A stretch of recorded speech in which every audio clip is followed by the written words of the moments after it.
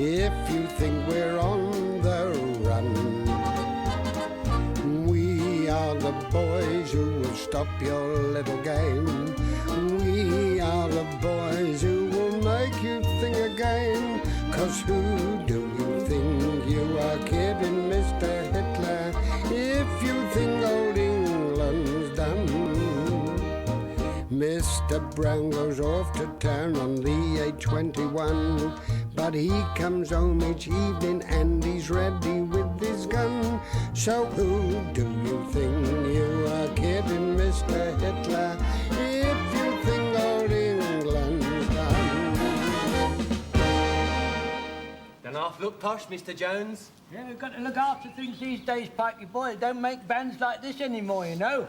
You've got to nurture them with craftsmanship and oil and things. Look at that. That's real gold leaf. That is, really.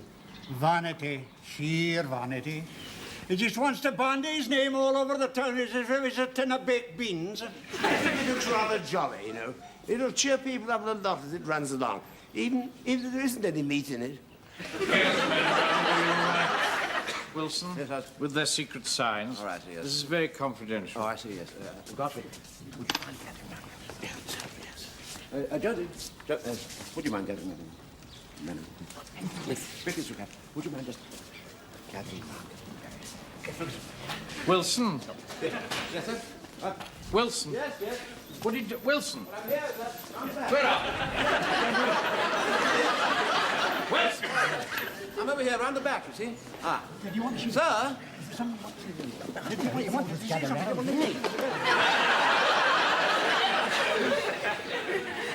You want me, sir? What are you doing? Well, you asked me to get the men to gather round confidentially. What I have to say is confidential. Not the fact that they have to gather round. Now, pay attention. Excuse me, Mr. Manring. Mr. Jones had his van done up. It looks nice, doesn't it?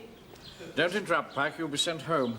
What I have to say is highly confidential. I say, it really does look awfully nice, doesn't it? I beg your pardon? Well, Jones's van, I mean, he really has done a marvellous job on it, don't you think so, sir? Now, this area Excuse has me, been... Mr. Manring. Excuse me.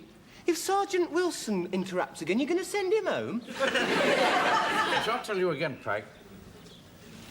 Now, this area has been selected for the divisional scheme. And the broad outline of the plan is... Manring, you've knocked down my running ball. Look, leave it where it is. We'll deal with that later. Do that, Mr. Manring. Be quiet. He put his great heavy leg on my...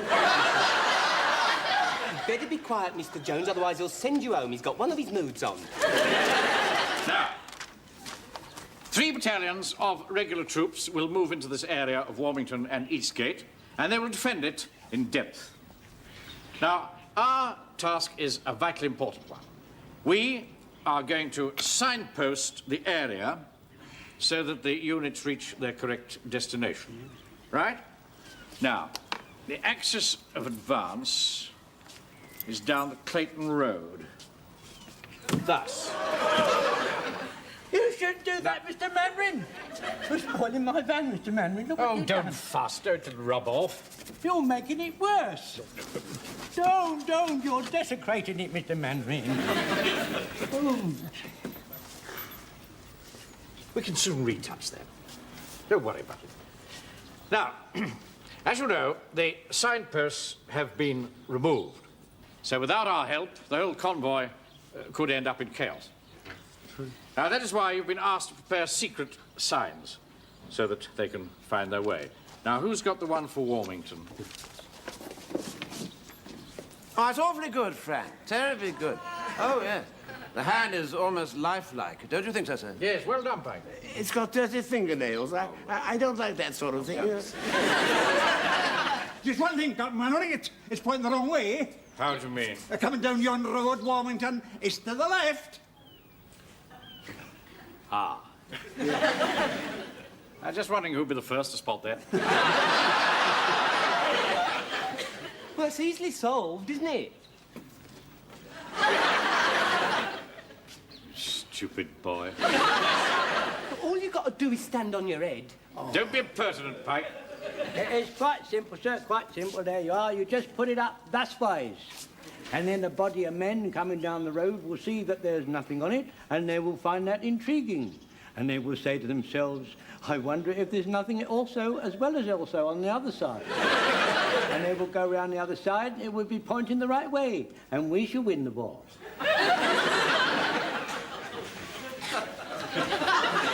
Who's got the Eastgate sign? Oh, here it is, sir. What's that? Well, sir, you said it was secret, so I thought I'd better do it in code. The Chinaman for East, and the gate for gate. East Gate. I don't think that's a very good idea at all. Send him home.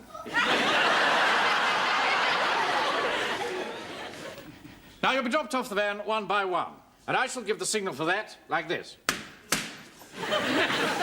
Do you mind not hitting that van in the aforesaid manner, sir?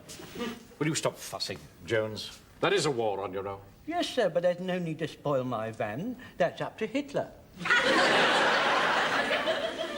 Now, it's quite on the cards that you'll have to drive the van across country, and you may well get stuck. Now, this in itself is not important, providing we're prepared for it. Jones, just get in the van, will you?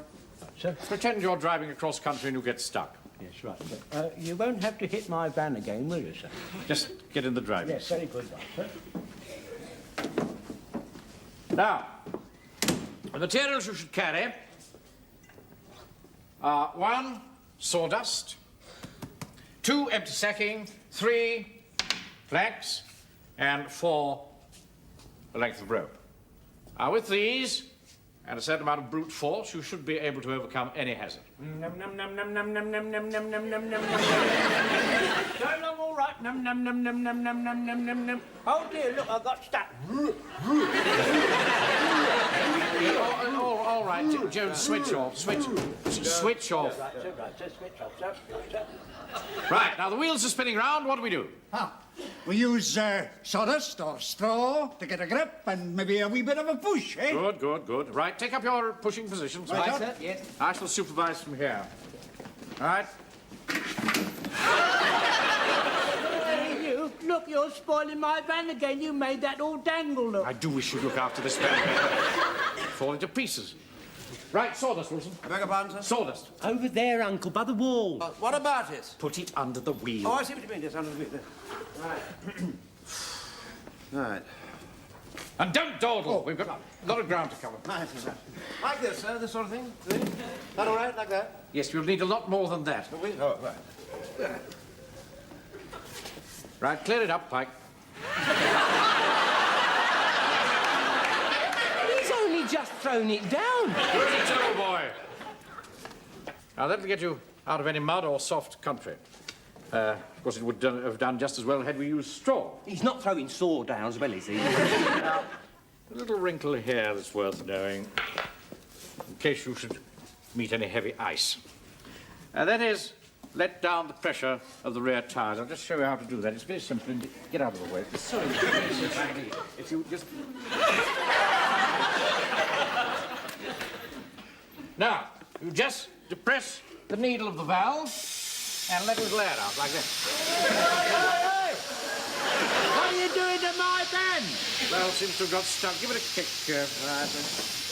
Oh, let's kick it a lot harder than that. The plunger's stuck. Come on. Just a minute.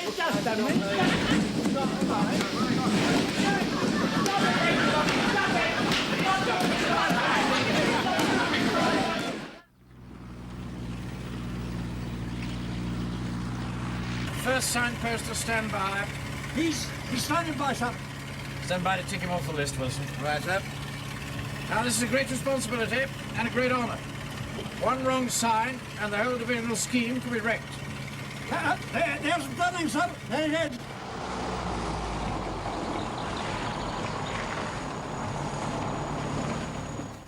First signposter out. You're spoiling my van again, Mr. Manuel. Don't be absurd, Jones. I've got to give the signal to the men.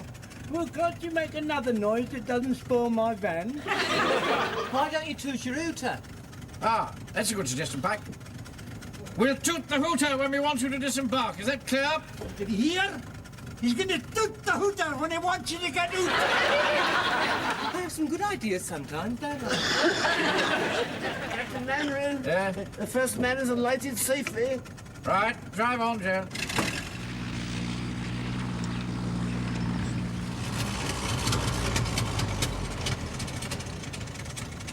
Right, Jones.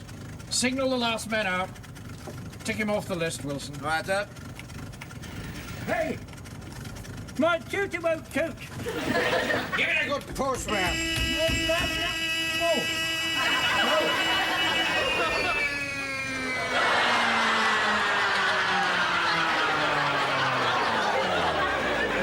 You've got to broke my tutor now. I shan't have anything left if you carry on like this.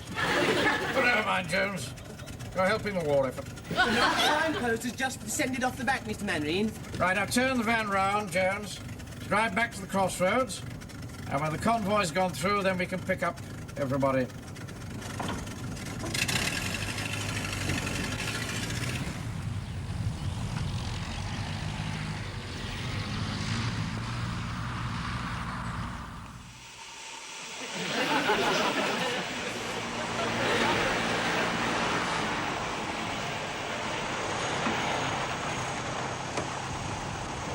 Get out of the way!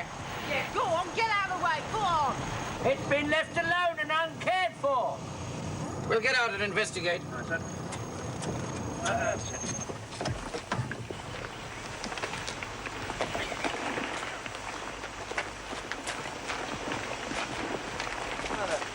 Yes, we no one with it, sir. Well, I can see that, Wilson. Captain Mandarin, perhaps the driver's gone off into the field to have a... That'll do, Pike. There's nobody in mind of the Marie Celeste. She was found abandoned in the midst of an empty ocean. Food on the tables, wine in the glasses, not a human soul aboard, the dead or alive, only the creaking of the rigging and the eerie cry of the birds.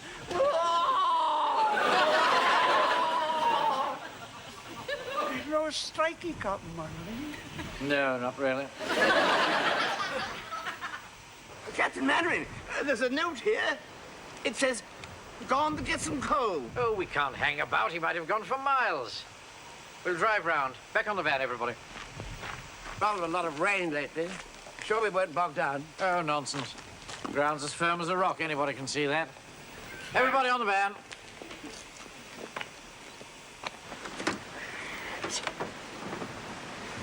Excuse me, sir. Wouldn't it be better if some of us were to stay off the van so we could lighten the load? You're not very scientific, are you, Wilson? Anybody knows that extra weight gives more traction to the driving wheels. Oh. Do use your common sense. Well, that's Go on. right. Right, drive on, Jones.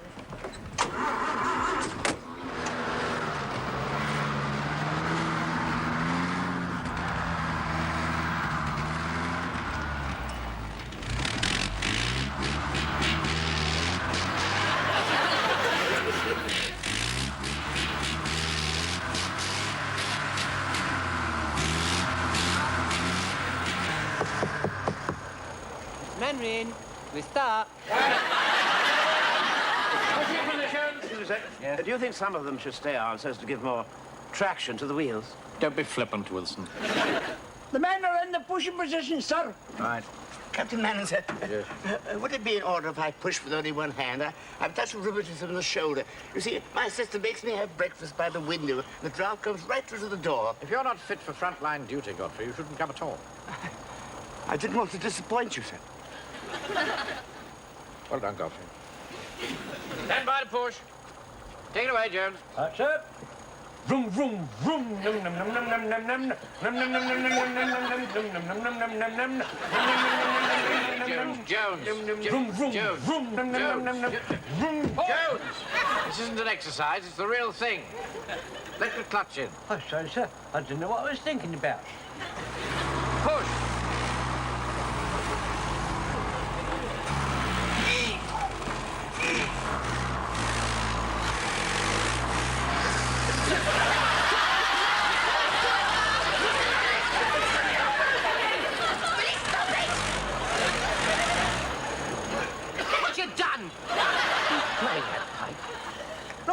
you've made of your uniform.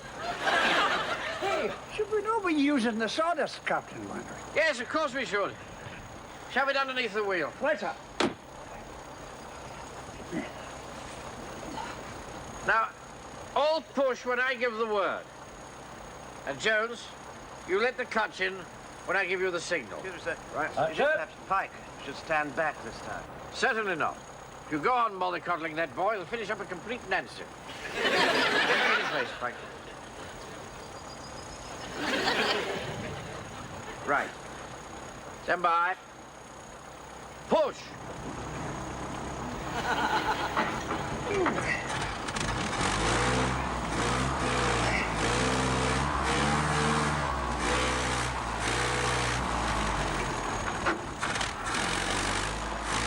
I nearly got it that time. Yes, I got it all right.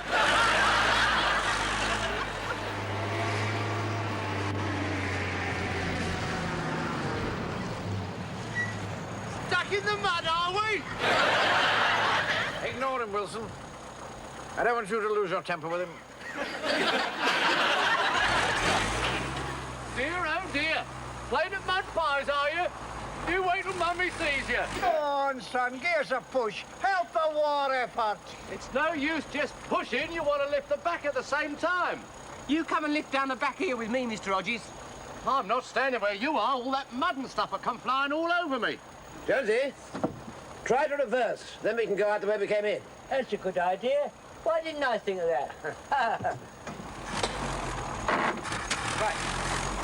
1, 2, 3, lift!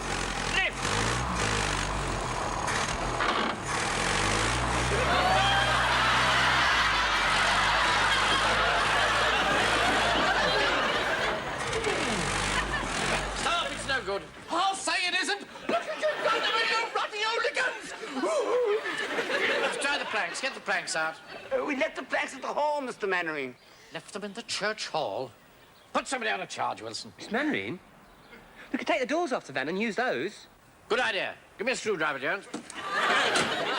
You can't have my doors. Why not? Won't do them any harm. I do not wish to appear insubordinate or mutinous in my manner, sir.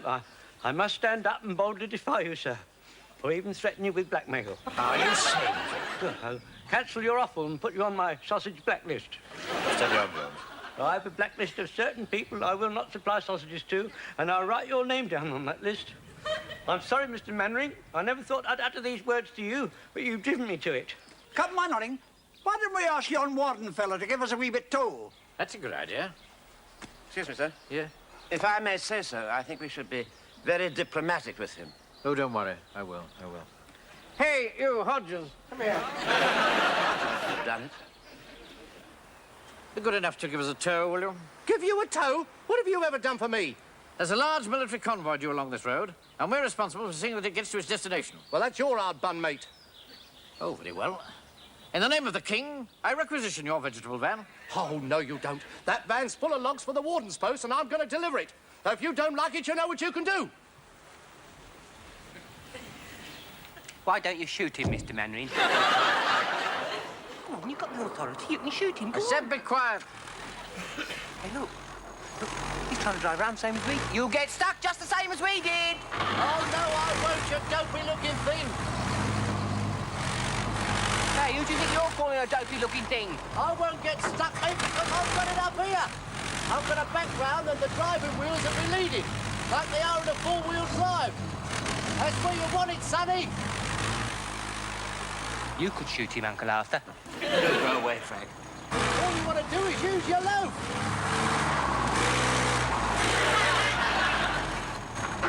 Don't just stand there. Give us a push. Do we help him, sir? No. Just come away.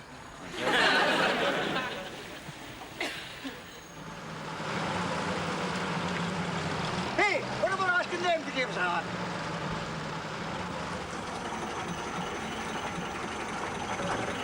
You stuck, Mr. Mannering? Well, only slightly, but we'd be glad of a few willing hands to give us an extra push. Come on, boys and girls, I need a bit of a push. Come on, all right, girl, I'll give you the hand.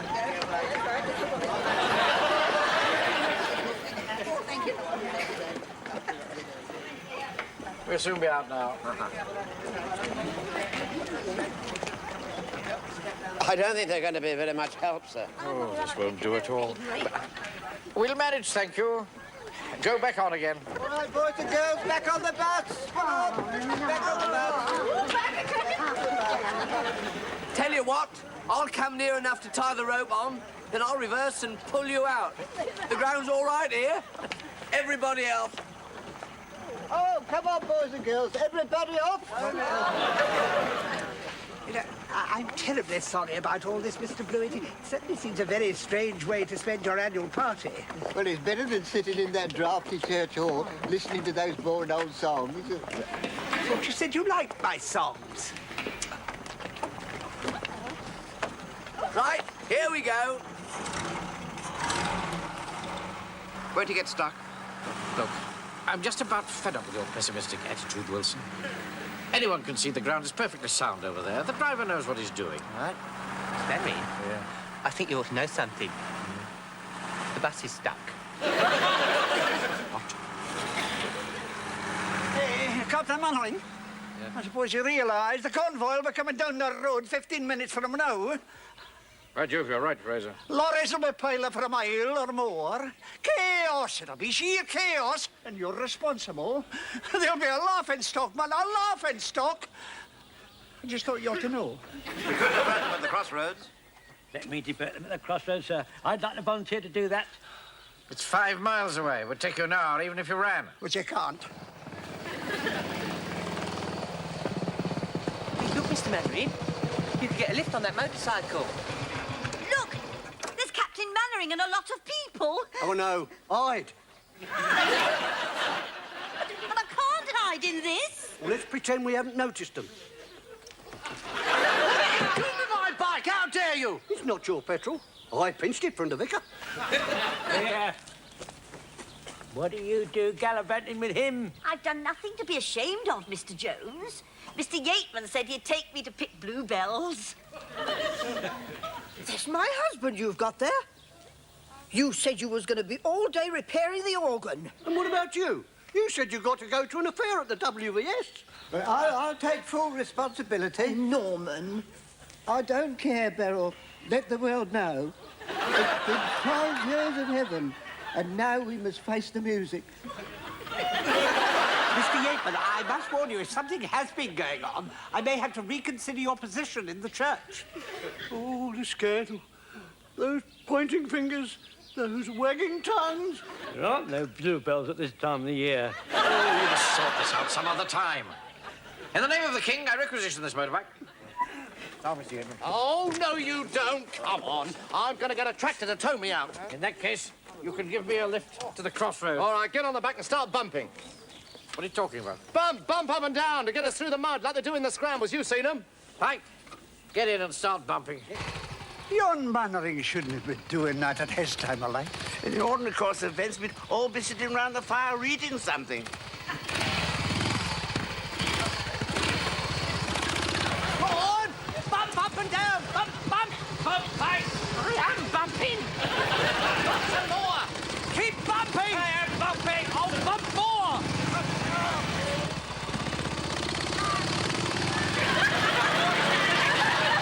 Come on, Sergeant Wilson, we can manhandle it. Aye, we can manhandle it. Come on. Ready, boys? All right. Ready? Right. 1, 2, 3. And let's go.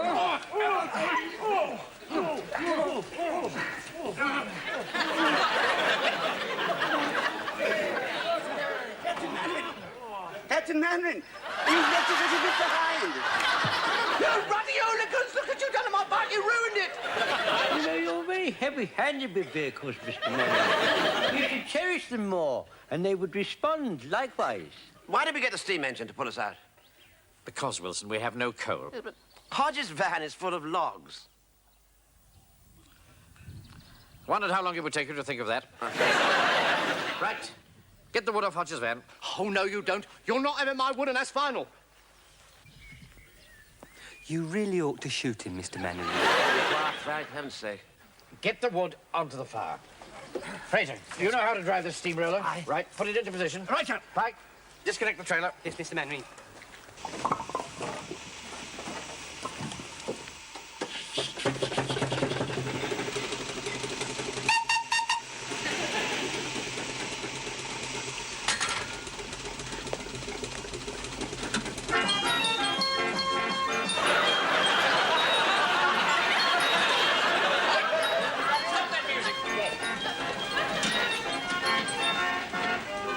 Don't stop, Mr. Mannering. I said stop the music. Yes, I know, but... Excuse me.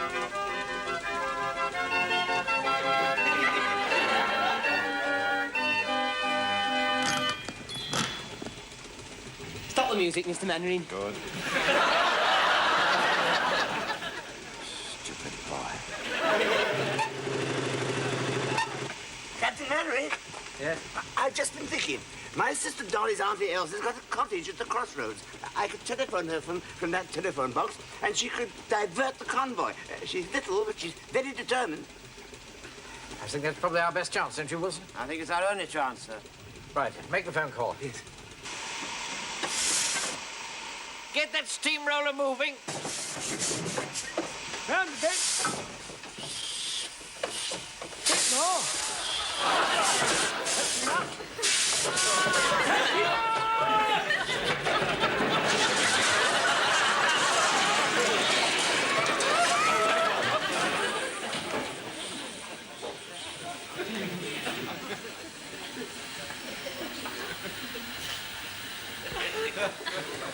Hello? Hello? I think the line's out to forward to Mr. Mannering. Mr. Mannering, the wire's down. Oh, you've really done it now, haven't you? That convoy will come piling up the road and there's nothing you can do about it. Don't you believe it? My men will have this lot joined up in no time. Where there's a will, there's a way. Back off, Fraser. Bit more. Bit more. Bit more! Bit more! Bit more! Bit more! Bit more! Contact! All right, Captain Mannering! Right, put the tuppence in, Wilson.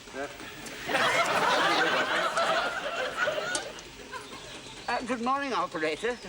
Will you give me Warrington on C302, please?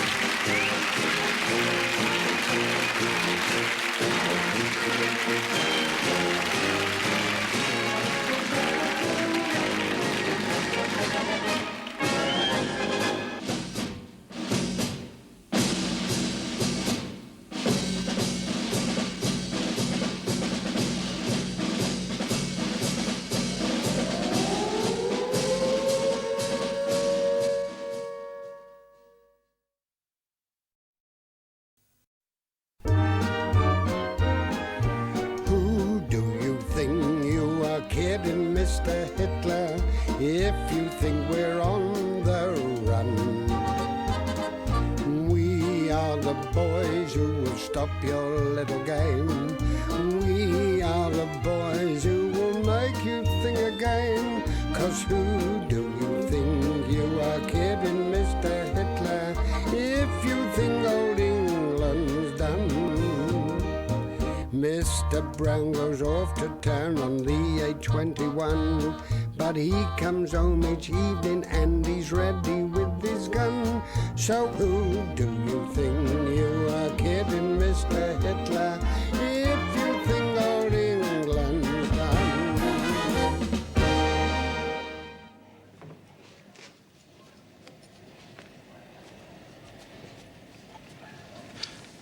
Ain't half hungry, Mr. Jones. You're always hungry, you are, Pocket. I'm just going to finish this off and then we'll report back to Church Hall. They're nice pears, aren't they? Think we'll ever have any bananas again? Of course we will when the war's over. I used to love bananas and cream. I used to mash them all up. Lots of cream and sugar. Then I'd take a great big mouthful and I'd squeeze it through the gaps in my teeth.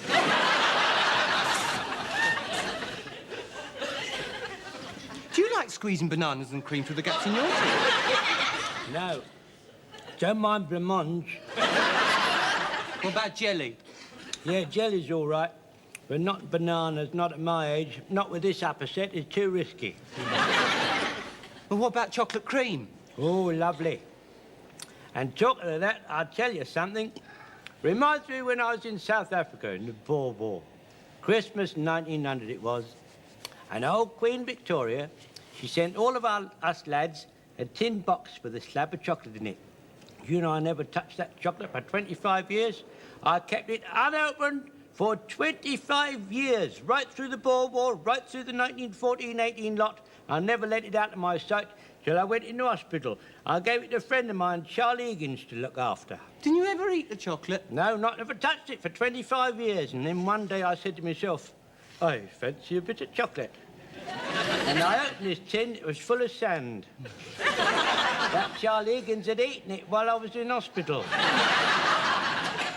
I got me revenge on him then. Well, what did you do? Well, every year when we had the old Comrades Association get-together, I used to look at Charlie Higgins full in the face and sing, Comrades, comrades, ever since we were boys, sharing each other's sorrow, sharing each other's chocolate. And he used to go all red in the face and look on the ground, he did, yeah. Wasn't much of a rhyme, but it did the trick. Hey, it's funny you should mention chocolate. I remember when I was a kid, I was out shopping with my mum and we were passing this very spot. And I said to her, can I have a bar of chocolate? And she said no. So do you know what I did? I stuck my head through the bars in that gate and pretended I couldn't get it out. What did your mum do? Oh, she got in a terrible state. Said she was going to call the fire brigade. And I took my head out and I didn't half laugh. Then she hit me. Well, kids are always doing that sort of thing, getting their head stuck in park railings. All I did was, I said, can I have a bar of chocolate? She said no, so I went over to the gate and I stuck my head through, that's all. Well, come on, Pike, it's time to get back to church hall. Come on.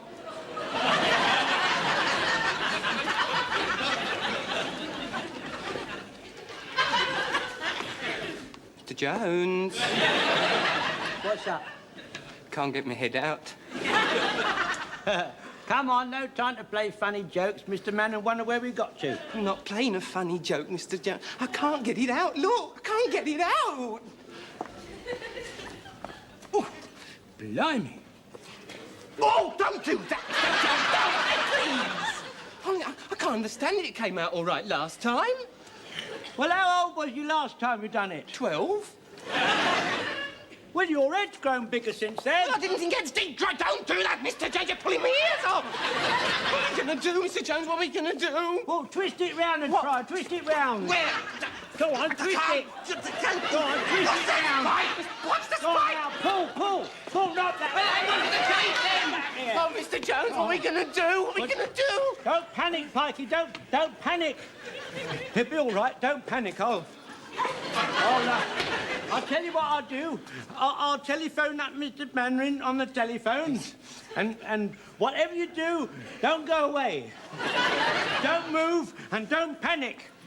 Well, sir, all I can say is that I think you're making a big mistake. Oh, you do you? Yes, I do. I think you're asking for trouble. I mean, I can't understand why you agreed to do it in the first place. Because I didn't want to offend the press.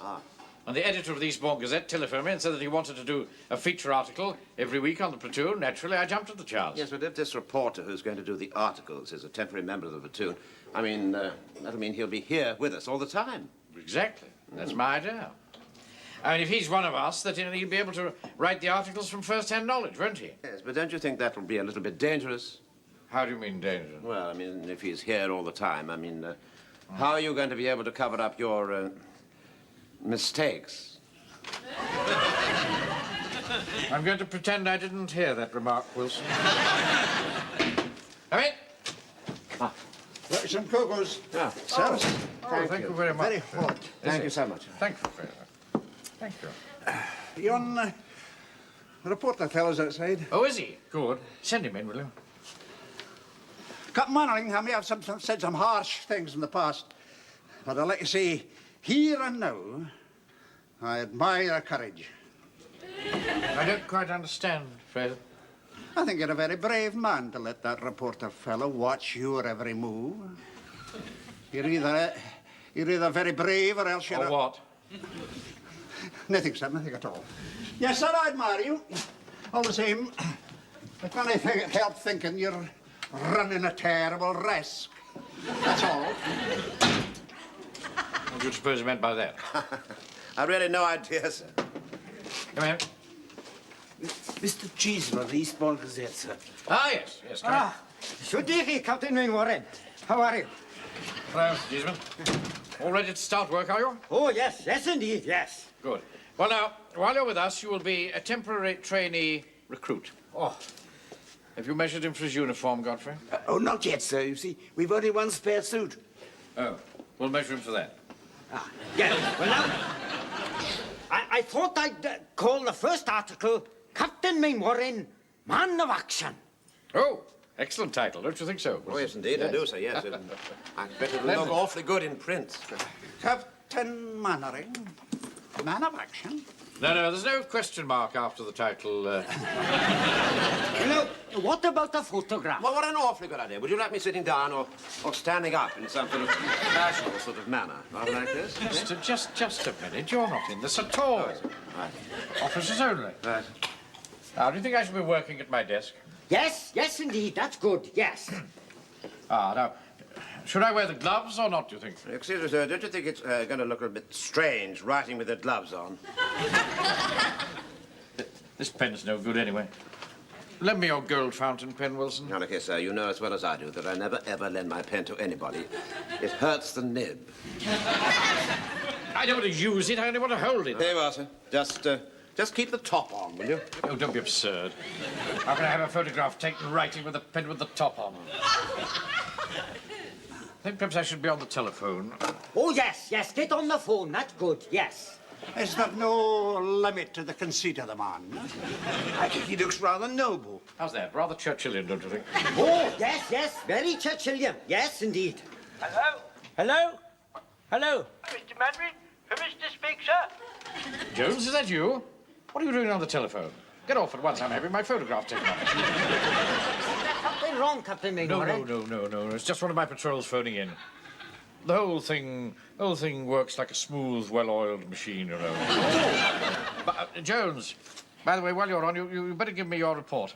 Mr. Manning, young Pike, he's got his head caught in the park gates. I see. What do you mean? Did you hear me, sir? Private Pike's got his head caught in the park gates. Good. Excellent. Good? What's good about it? I don't understand. What shall I do, Mr. Manring? Well, can't you remove the obstacle? Well, I've tried pulling, you see, sir, but it's his ears, they're in the way, sir. Are you sure there's nothing wrong, Captain Mainwaring? No, nothing wrong at all, no. Just one of my patrols got hung up, that's all. Something is exposed which shouldn't be exposed. Jones! Well. Shouldn't be exposed, you know. You should cover it up. Camouflage. Yeah, well, I'll be along there as soon as I can. What is it that is exposed that shouldn't be exposed? I'm surprised at you asking questions like that in front of a civilian, Wilson. I'm going along to investigate. You better come with me. Right, sir. Oh, yes, I'll come along too, Captain Mainwaring. No, I can't have any civilians, I'm afraid. You see, the thing which is exposed, which shouldn't be exposed, is highly secret. Ah, well, I'm not a civilian now. I'm a member of the platoon. No, you're not a member of the platoon until I've sworn you in. Oh, well, swear me in now, then. Oh, I'm afraid there's no time for that now. Now, look here, you stay here, and I'll swear you in when I come back. Oh, right, old boy. What you covering me up for, Mr. Jones? Well, I did nothing to do with me. Mr. Manring said you've got to be camouflaged. Here, hang on to that. Hey! What? Couldn't you have found a bush with no prickles on it? I'll go and find some. Right. Right, where is he, Jones? Here, Mr. Mainwaring. Ah. I'm sorry. Stupid boy. Why didn't you tell us in the office that Frack had got his head stuck through the railings? How can I tell you in front of that reporter? Why did you ask me to camouflage him, sir? Because if any passers-by had seen him, we'd have been the laughing stock of the town. There they are again. Right. Get your tin helmets on, man. What about me, Uncle? Hadn't we better take shelter? What about me? Be quiet, Pike. Put your helmet on. I could run back to the workshop and bring my hacksaw. Oh, that's just a waste of time, sir. It'll take hours to do that. Why don't we get in touch with the fire brigade? There's an air raid on, isn't there? They've far more important things to do. Besides, I keep telling you, I don't want anybody to know. Told you to put your helmet on. Well, I can't get it through the bars. Put it sideways, sideways. How can I see which is sideways? I haven't got eyes in the back of my head, you know. Don't you use that tone of voice to me, Pike. Corporal Jones, help him to put his helmet on. Very good, sir. Sir, I have a pot of Vaseline in my first aid bag. If we smear it on his head, he might slip through. Ah, now that's a very good idea, yes. Yes, Wilson, Fraser. Yes, sir. Help Godfrey to grease Pike's head. What are you fiddling about like that for? Well, every time I put his tin helmet on, it falls on the ground, sir. Hey, that's cold, Daddy. What is it? All right, Frank, all right. It's only Vaseline. Look, don't just dab at it like some Nancy boy, Wilson. Smear it in, smear it in. I am smearing it in. Oh, no, I don't want to be greased. I'm going to tell my mum about Just this. be I am. quiet. Oh, don't be such a soft jest. Oh, no. Now, Spot, grab hold of his legs and bring your full weight to bear. Yes, Captain Manning, my full weight. No, not your full weight, Mr. The rest of you, get what purchase you can. Right, stand by, ready, pull! Oh, you're pulling your ears off. I don't think it's going to work, sir. Oh, can't give up that easily. Go on, try again. Pull! No, Pull!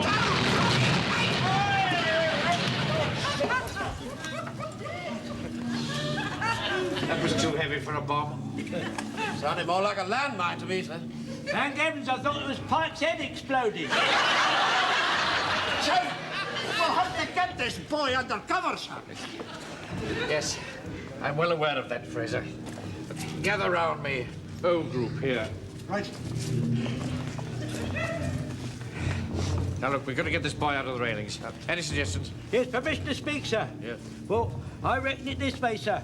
Desperate times need desperate measures, sir. Yes. Now, the only thing that's stopping us getting Pike's head out from the bars is his ears, sir. Yes. So I suggest we remove them.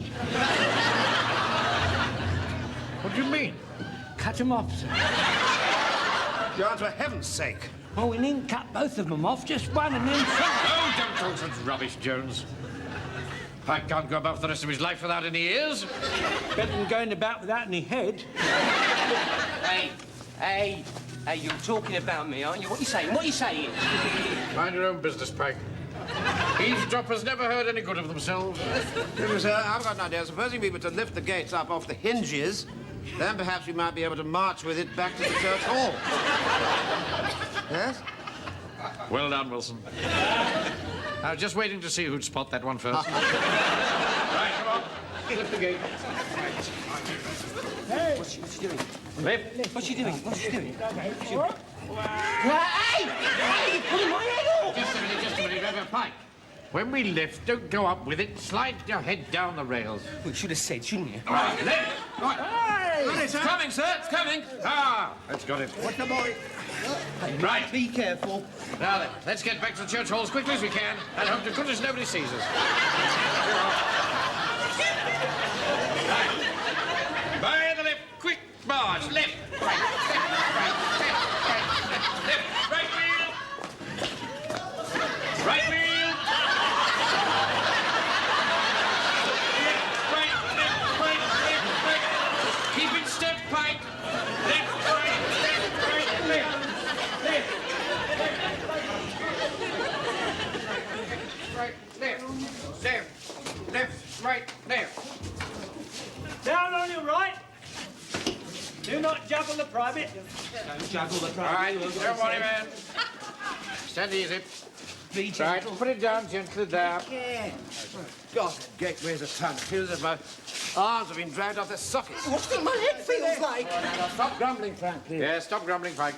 Oh, sir, we can't stand here all night holding this blooming thing up. Mr. Speaker, why don't we get 2 long ropes and tie them to the beam so then we won't have to hang on to it all the time? Very good idea, Jones. Just sponge. Go and get 2 lengths of rope. Yes, Captain Mannering, 2 lengths of rope. Fuzzy Wuzzies used to do that in the Sudan, sir. They used to hang their prisoners up in the sun all day and give them nothing to drink. Hey, I don't want to be hung up with nothing to drink. You'll do as you're told, Pike. I can bring him a glass of water from time to time. Godfrey, don't put your head through. Good heavens, sir. What on earth's going on in the office? Yes, indeed, yes, indeed. Oh, thank goodness you got Captain Mainwaring.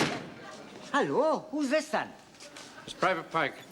Oh, hello, how are you? Hello, nice to meet you. Yes, indeed. What's he doing with his head stuck through the gate? It's highly secret. Ah, well, you can tell me. No, I can't. I haven't sworn you in yet. Well, swear me in now, then. No, there's no time for that now. Now, look here. What's going on in there? Ah, well, the Chief Warden is holding an emergency meeting, you see. How dare he? Wilson, come on. We'll soon sort this out. No, we can't get anywhere. We're all talking at once. We won't get anywhere. Ah, where have you been? Don't you know there's an emergency on? How dare you hold a meeting in my office without my permission? This happens to be my office, Captain Mannering. It also happens to be my office. And it also happens to be my office, and I'm holding an emergency meeting. Emergency? What emergency? What do you mean to say you haven't heard? Oh, you know Inspector Baker and Fire Officer Deck. How awfully nice to see you. It was fun last night, wasn't it? You know, Connie wears awfully well, doesn't she? Just What's happening here? What's happened? A landmine has landed on the railway line, just outside the town. Fortunately, nobody was seriously hurt, but it's destroyed over 100 yards of railway track. And the town's gas and water supplies have been cut off. And if those jerry planes drop any fire bombs, we've had it. This is serious. I'm getting on to GHQ. Look, the telephone lines are down as well. That's no good. I've just heard the news. No gas, no water, no telephones. The town's cut off. We're marooned. Marooned. What are we going to do? All right, Mr. Town Clerk. No need to get into a panic. I'm not in a panic. But somebody's got to do something. Going on. Well, we know somebody's going to do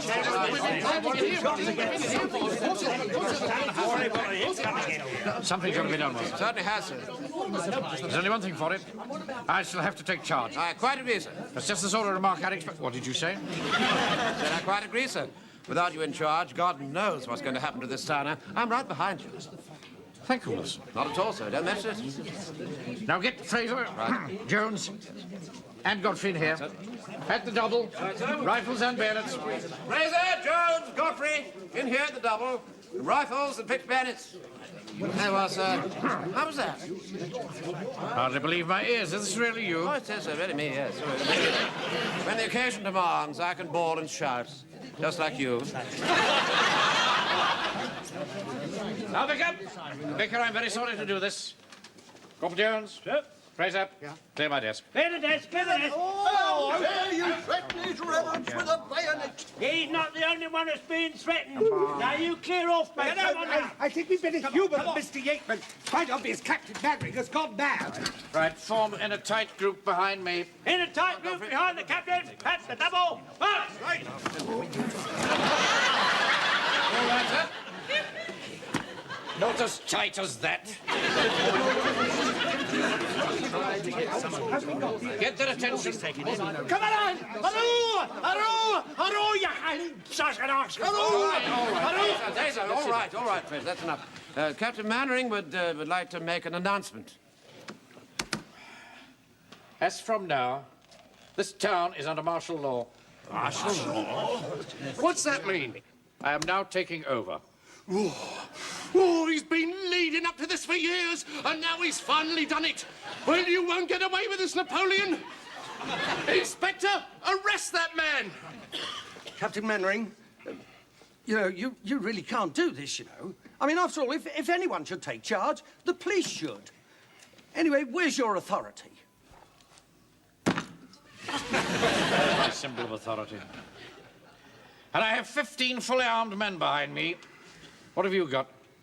Well, there's me and my sergeant and 2 constables. Yeah, that's right, Dick and George. That's right, Dick and George. Captain Mainwaring, man of action, I'm right behind you, boy. The power of the press, remember. The power of the press. Thank you, Mr. Cheeseman. Yes. Sergeant Wilson. Up. Bring some paper and pencils. Right, sir. The rest of you, follow me. Now, pay attention, everybody. As from now, this town is under martial law. Stop him, someone. We can't let him take over the town. The man's a tyrant. Look at the way he punishes his men. No, I'm not being punished. Be quiet, be quiet, right. Now, Wilson, Jones, Fraser. Yes, sir. You'll take down these orders, and then you will get on your bicycles and shout them. Shout these messages all round the town. Do you understand? Yes, sir. Right, you first, Wilson. Start getting it down. Ready? This town is now under martial law. This town is now under martial law. All looters will be shot on sight. All looters will be shot on sight. As town clerk, I demand that someone stops him. He's behaving like a dictator in some South American banana republic. Oh, does that mean we're going to have bananas again? No, right, Jones, you're next. Thank you, sir. Now, there's been some damage to the gas and water supplies. Therefore, there is some danger of cholera. No water will be drunk unless it is first boiled. No water to be drunk unless it's first boiled? How are they going to boil it without gas? That's their business. That's their business. No baths to be taken without a permit. No baths to be taken without a permit? You, Jones, will be in charge of water permits. Captain Mannering, sir, do you... Quiet, Godfrey. Right, Fraser, you're next. Right, sir. All rumour-mongers will be imprisoned. All rumour-mongers will be imprisoned. All defeatists will be imprisoned. All defeatists will be imprisoned. Anybody not obeying military law... Anybody not obeying military law... will be imprisoned. will be imprisoned. We've only got 2 cells. I've never heard anything like it. I'm going to see the mayor about this. No more than 5 persons at any gathering. 5 persons at any gathering. But I always have at least 10 in my congregation. And 9. Mrs. Fletcher's in hospital expecting her 5th. You listen, he'll stop that nor given half the chance. Take the warden's name, Sergeant. All right, sir. There's another one here for you, Jones. No alcoholic beverages will be sold without my permission. No. That is undemocratic. You, Fraser, will be in charge of all liquor permits. I'm right behind you, Captain. Right. Now, when you have shouted these messages around the town, you will report back to me for further orders.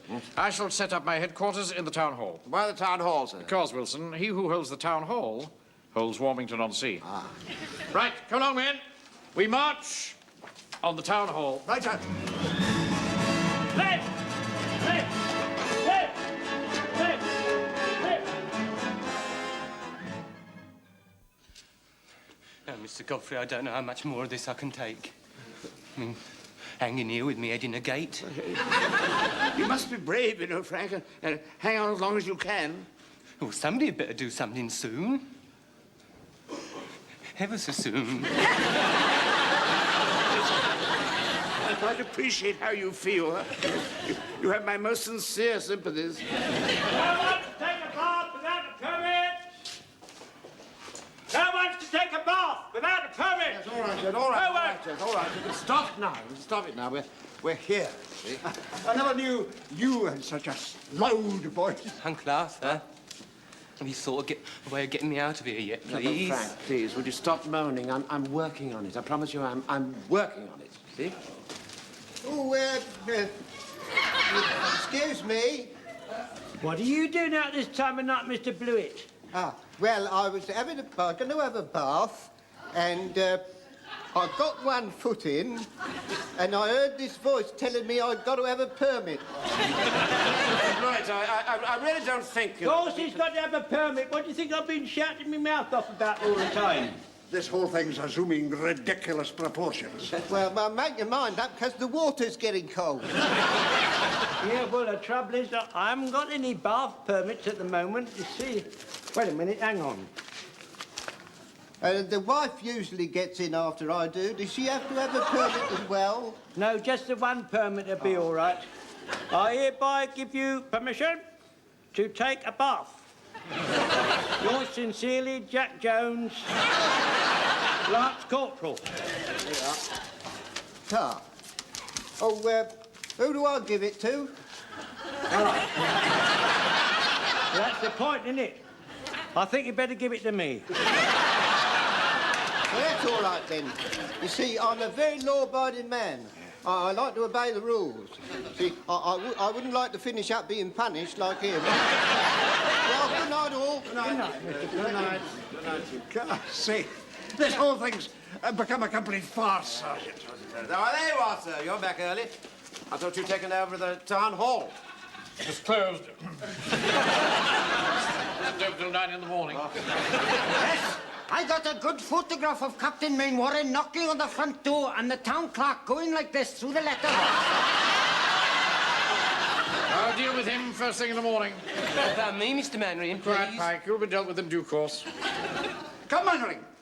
I finish my duty to tell ye that I think you are behaving in a thoroughly undemocratic and unconstitutional manner, and thus usurping the power of the land. Yeah, I think Fraser's absolutely right, sir. I mean, you can't go around shouting at people like this and threatening to shoot them. I mean, it really is going a bit too far. I mean, you're behaving like some sort of a dictator. No, I'm not behaving like a dictator at all, Wilson. Simply asking people to do as they're told. Well, Mr. Speaker, I'd like to put it this way, sir. Times like these, you are within your rights to usurp the power of the land and to carry out the coup d'etat. Thank you. Now, someone has to take over in this emergency, Wilson. And that someone, of course, is me. As soon as I think that the civil powers are able to take over, I shall relinquish the control. And in the meantime, everybody must just knuckle down. So it's for their own good. Good evening. I'm Captain Swan. Captain Banning, how do you do? I've been sent across from GHQ to take over control and distribution of all essential services. Martial law, you mean? Yes, I suppose you could call it that. I've got a notice about it here.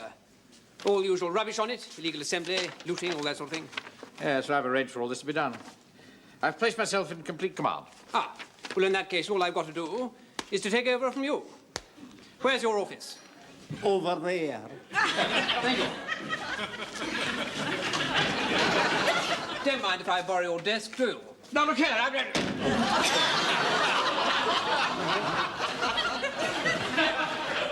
This is monstrous. Monstrous. It's unconstitutional. It's undemocratic. It's against everything that we're fighting for. I intend to see my MP at once. Well, I wouldn't worry about it too much if I were you, sir. I mean, you'll just have to knock it down, that's all, after all. Just for your own good.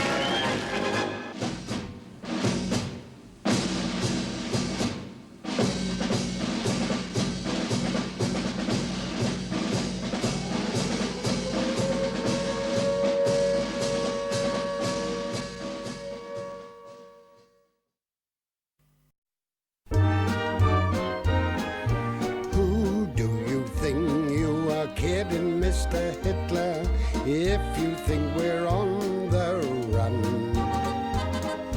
We are the boys who will stop your little game. We are the boys who will make you think again. 'Cause who do you think you are kidding, Mr. Hitler, if you think old England's done? Mr. Brown goes off to town on the A21, but he comes home each evening and he's ready with his gun. So who do you think you are kidding, Mr. Hitler, if you think old England's done?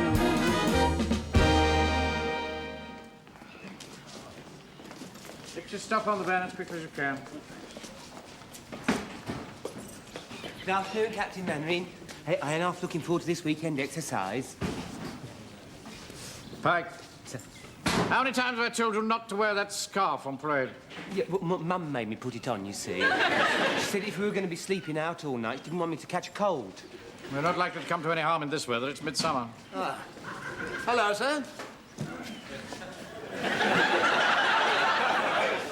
What have you got in the suitcase? What? Oh, just a couple of rugs and my pyjamas and things. Rugs and pyjamas on active service? I never heard of anything like it in my life. Now, look here, Wilson. As my sergeant, you're supposed to set an example of toughness.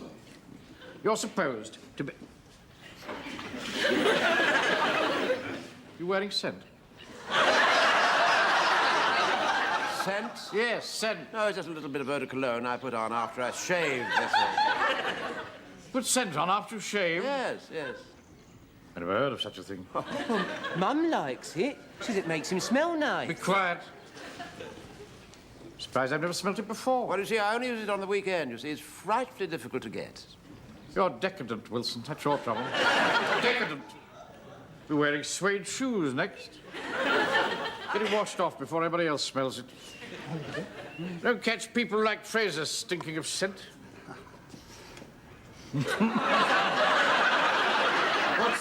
What's that smell? Oh, that's just a wee drop of embalming fluid behind the ear. It keeps the mosquitoes away. Good afternoon, Captain Mannering. What are you carrying that eider down for? Well, we shall be out all night, and my sister Dolly thought it might help keep me warm. You can't move swiftly across country loaded down with that. He couldn't move swiftly across country stark naked. Well, sir, all present and correct, and raring to go, sir. Thank you, Corporal. Just a minute, just a minute. What's there? All that, so as everyone knows what I do. What do you do? Well, WC, war correspondent. Get it off at once. Yeah? And you can't bring that camera on parade. Well, Mr. Cheeseman, he's been taking a photo of me for featuring me in an article in the Gazette. Yes. What about this for a title now? Corporal Jones, battle-scarred veteran. Yes, it doesn't mean I'm all mangled and mingy, you know, so it means mentally scarred, sir. It means you're balmy. I'm not balmy, don't you? All right. Sergeant, for goodness sake, fall them in. We've wasted enough time as it is. All right, pay attention. Fall in 3 ranks, please. As you can. Come on. Cheeseman, not with the camera. Oh, there we are, Pop. Right, what shall I do with this, sir? Oh, give it to me. Give it to you, right, sir.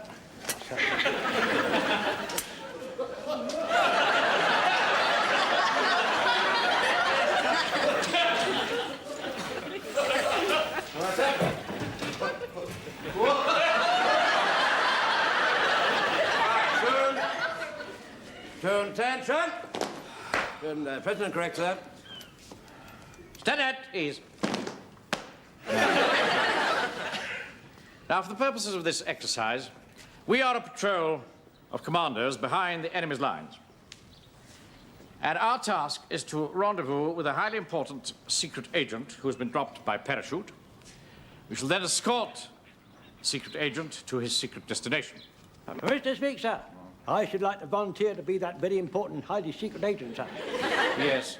Well, thank you, gents. I've already decided who the highly important secret agent is going to be. Excuse me, sir. It's not by any chance going to be you, is it? Yes. How did you know? Oh, just a guess. Miss Mannering, are you really going to jump out of an aeroplane wearing a parachute? Of course I'm not a stupid boy. It's a hypothetical parachute. Well, I shouldn't use one of them so they're not safe. Our task is, A, to see that we're not spotted from the air as we move across the ground, so we should be wearing camouflage. GHQ, on the other hand, will be doing their best to capture our secret agent. Who is highly important. Now, they will do this by trying to divert us from our task with the use of counter-agents. Now, counter-agents, as you probably... Wilson, what are you doing? I'm so sorry, sir, but I thought as it was such a beautiful day, I thought while you were chatting away over there... I take advantage of this glorious sun and try and get myself a little bit of a tan. Yeah, at breakfast, Mum said he was looking a bit peaky. How will we know who these counter-agents are? We won't. They'll be using all sorts of disguises.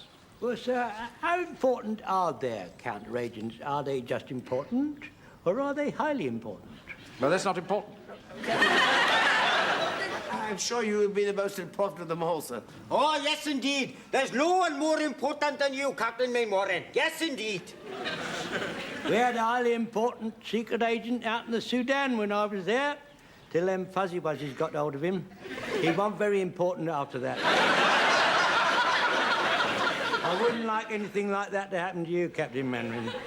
Tell them what happened to the Eastgate platoon last week. What was that, sir? Tell them what your friend Fruity Buckmaster told you. Oh, yes. Yes, rather funny, really. Yes, you see, only last week the Eastgate platoon did the same sort of exercise, and Captain Square made himself the highly important secret agent. He would. Pompous ass. Well, they'd only been gone an hour when he was captured, you see. Made a complete mess of the whole thing. Mr. Rogers, laughing and sneering at poor old Captain Square and the Eastgate platoon. Yeah, hooligans, that's what they are, ruddy hooligans. You don't mind helping Captain Square, then? There's £1 each in it for us. Oh, I'd do it for nothing. Any enemy of Mainwaring's is a friend of mine. Right then, get ready to move off. Load up. Now, remember what Captain Square said? We got to make sure that Mainwaring's mob are spotted by that aeroplane. Right, come on. I'm going to put the men in the picture. Tom Jones? That? Line the men up for a short brief. Hey, good job. That's the double. Line up for your short briefs. Come on, come on, look like that. Falling out.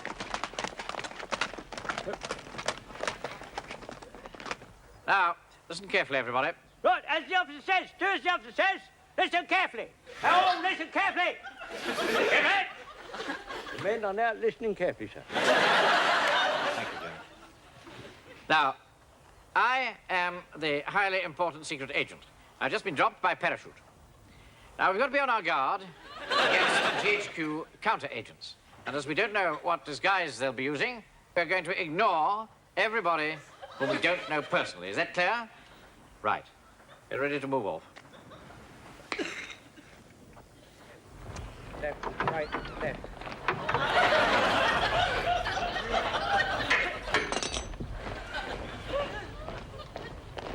Well, look at those poor nonsense. Their car's broken down. Rubbish. They're obviously counter-agents disguised as nuns. I think they'd use something a bit more original than that. Ignore those nuns, men. Hey, Captain Mainwaring, they've got women's faces. I don't care what sort of faces they've got. Keep going. I say, our car's broken down. Could you gentlemen give us some assistance, please? Take no notice. Oh, please, help us. Don't be rude, you know, sir. Look to your front, room. Please.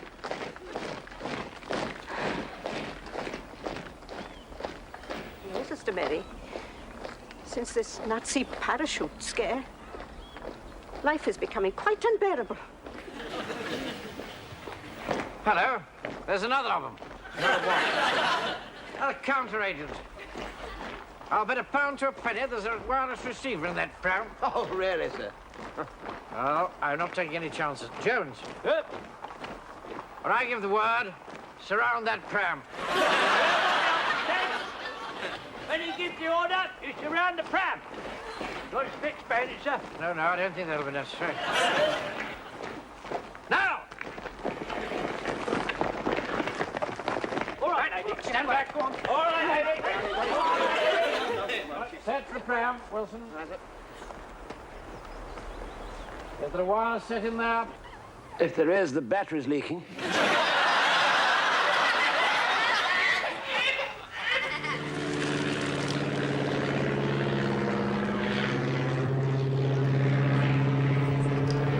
Now, we've got to get across this field and into those woods without that plane spotting us.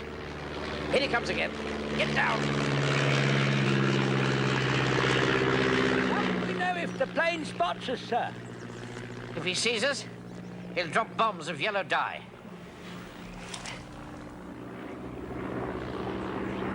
All clear? Right, come on.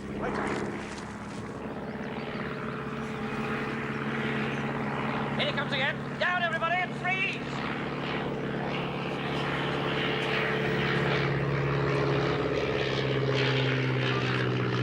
Well done, man. Forward!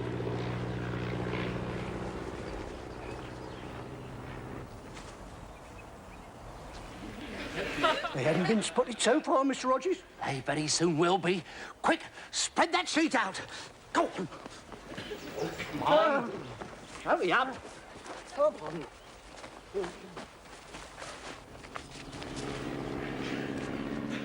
Wait round. Up for the boat! Hey, they're over there! They're over there! He can't miss! Oh!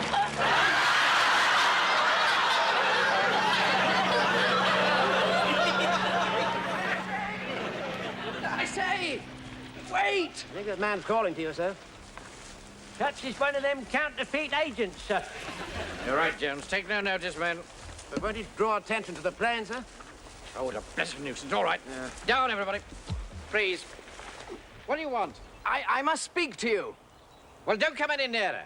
And pretend you're not talking to us.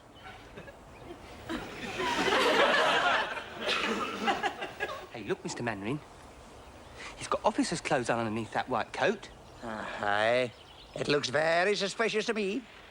I think he is one of them counterfeit agents. Are you listening? Yes. Get on with it. And don't look at us when you're talking. I work for an experimental laboratory run by the War Office. We train animals for secret war work.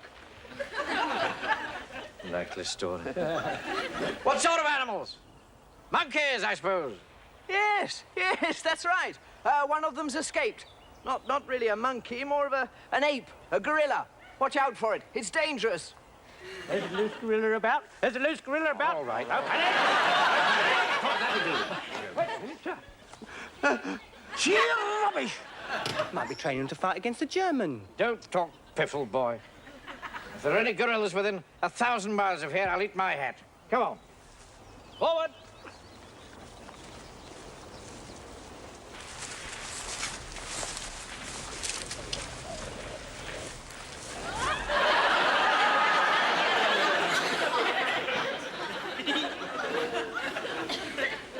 Right, fall out for smoke.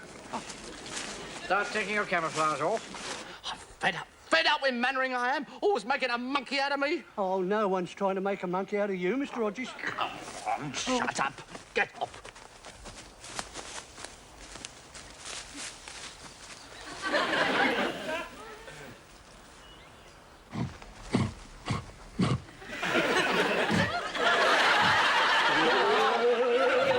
What's the matter with you?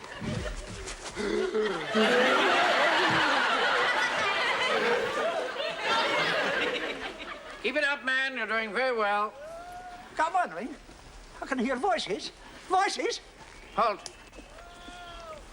There they are again, sir. Ghostly voices. Stop rolling your eyes about, Fraser. Right, sir. I can hear them as well. Now listen. There it is again. Someone's in trouble. Mr. Speak, sir. Could be some of them counterfeit agents, sir, trying to divert us from our purpose. If it's a trap, you're the one they're after. You better stay here, and I'll go and see what it is. Very well. Take Jones's section with you. All right. At the double, round the captain, a ring of steel, boom. All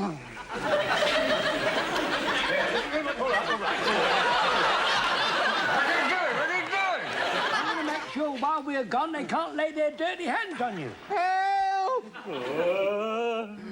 Help! Help! Help! Help! Oh, look, Uncle Arthur. It's only Mr. Rogers and the verger. How dare you divert us from our purpose? Oh, come on, let's get back. Yeah. Please don't leave us. Yes, don't leave us. It was a monster, all horrible and hairy.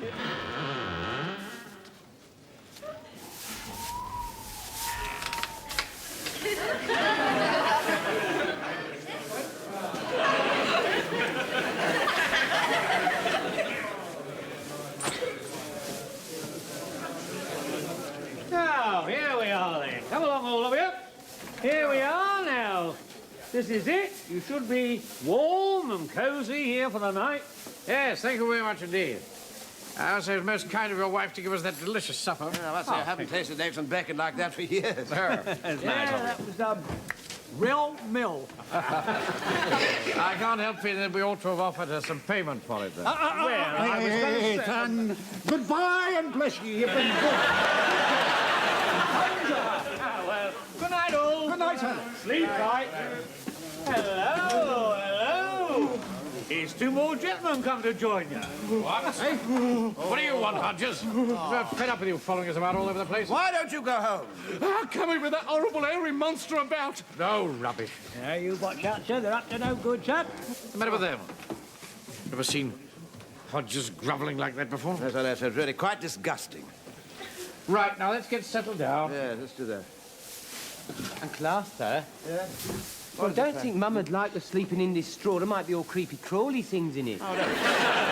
Don't be silly, Frank. I mean, a little spider won't do you any harm. Frankly, I think it's really rather, you know, rather cosy here. Oh, yeah. It's not bad at all, is it? It's not like straw. No. It's all soft and cosy, isn't it? Yeah, the straw gives off a sort of kind of animal heat, you see. You all right, Mr. Godfrey? Oh, yes, thank you, Mr. Jones. This straw is quite comfortable, isn't it? Yes, indeed. It's real cozy, man. It's just like a feather bed, isn't it, man? Yes, indeed. You don't think there's any truth in that story about the escaped gorilla, do you? Oh, no truth at all, Mr. Godfrey. Thank you, Mr. Jones. You've been a great comfort to us all. That's all right, Mr. Godfrey. I'm just a plain common sense talker. Now, you have a nice little rest now. That's right. And class, sir. What is it, Frank? Tell me a story. Silly Frank. You're too old for that sort of thing, you know. You used to tell me stories. Why have you changed? Well, you see, you're grown up now. Mum says you tell her stories. And they're always the same one. Well, Frank, just go to sleep, will you, please? What does that boy want, Wilson? Well, you see, he wants me to tell him a story. Can't help feeling that he's slightly retarded. He's his mother, you see, so I mean, she really spoils him to death. Yes. She's been a widow for too long.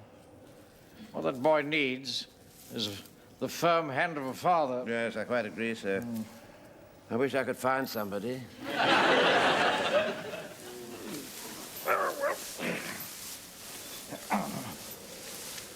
Captain Mannering, did he ever hear the story of the old empty barn?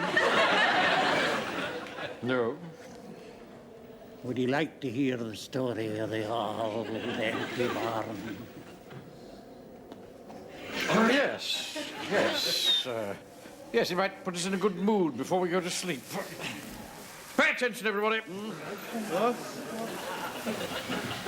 Private Fraser is going to tell us the story of the old empty barn. Carry on, Fraser. Right. Well, the story of the old empty barn. Well, there was nothing in it.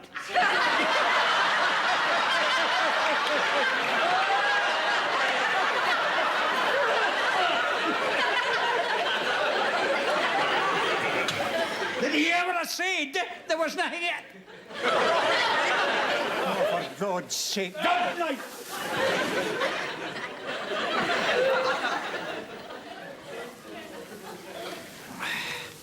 You know, Wilson, over the years that I've come to know the members of this platoon, I've grown quite fond of them. But I can't help feeling sometimes that I'm in charge of a bunch of idiots. Mannering's platoon seem to be doing very well. Lieutenant Wood and I have got a pretty elaborate scheme to upset them, but we haven't had much luck so far. Well, now, don't you underrate Mannering. He's got lots of guts and he's very tenacious. Where are they now? They're spending a night in a barn just here. Lieutenant Wood is keeping an eye on them.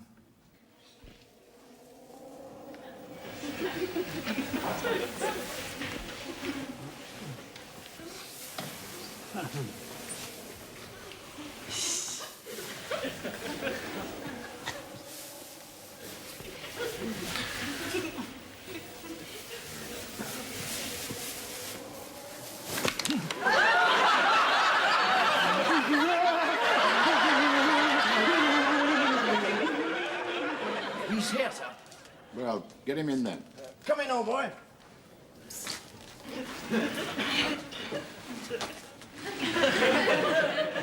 For heaven's sake, take off that ridiculous mask.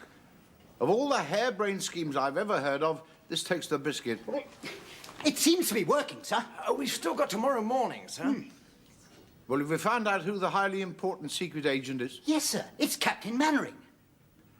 Well, you've got till 1100 hours to separate him from his men and capture him. Don't you worry, sir. I'll capture him if it's the last thing I do. Time is it, Wilson? What? The time. 8:30, sir.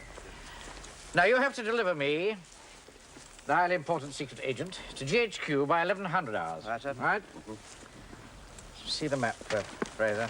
We worked out the route, sir.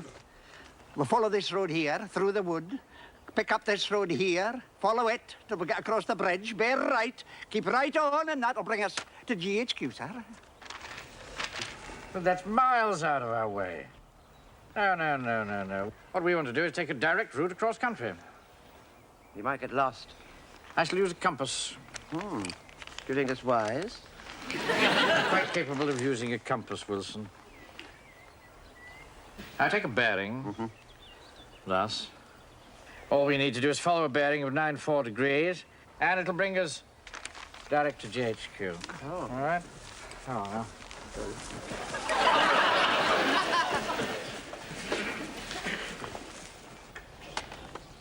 The sun's over there, man. It's as plain as the nose in your face. Well, I may have been a few degrees out, but... 180 to be precise. Back where we started. But what are we going to do, Mr. Manning? We've only got half an hour to deliver you to GHQ. All right, Jones, all right. It's not all right. Straight down the road. All right, be quiet, be quiet. No, that way.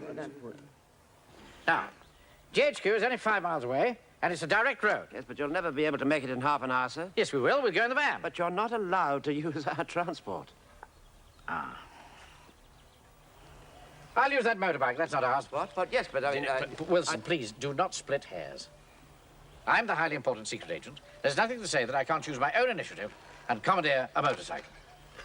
Right, the rest of you will follow in the van. Jones, get the men aboard.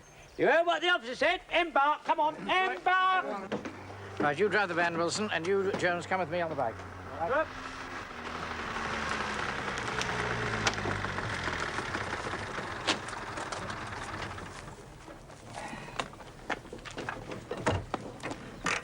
Where do you think you're going, my motorbike? I'm commandeering it. Clear off. Here it is. What's this? It's a hypodermic syringe. What on earth for? To inject the gorilla with. It won't hurt it. Just put it to sleep. Are you mad? No, he's from the RSPCA. I telephoned him about the escaped gorilla. Yes, now, when you've put it to sleep, just send for us and we'll do the rest. Yeah, he's another of them counterfeit agents, so they never stop trying, you know. I've never heard such rubbish. If never was an escaped gorilla, how could we get close enough to inject it? Well, that's your problem. Now, I'm a very busy man. Good luck. We're all ready, sir. Now we'll go on ahead, Wilson. You follow, will you? All right, sir. Now, we're using this bike, Hodges. You can follow in the van. Now, look here, Napoleon. I don't know what your game is, Hodges, but you're obviously trying your best to ruin my chances of finishing this exercise. And how you expected us to believe that story about an escaped gorilla, I'll never comprehend. Look, they're trying something else now.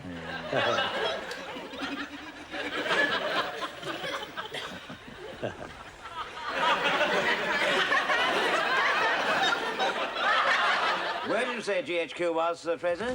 Just up the road here.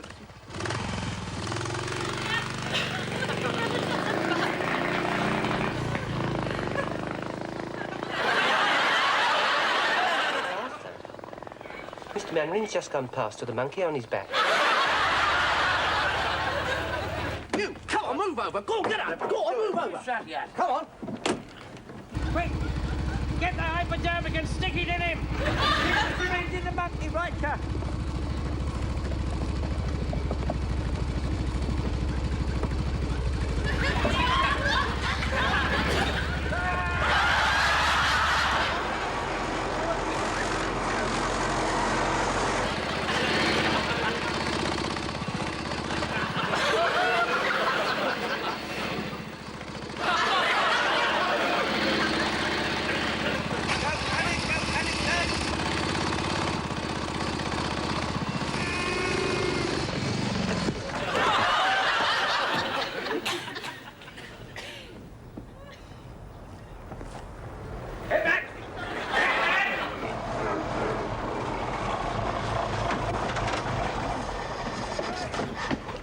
Keep your paws up.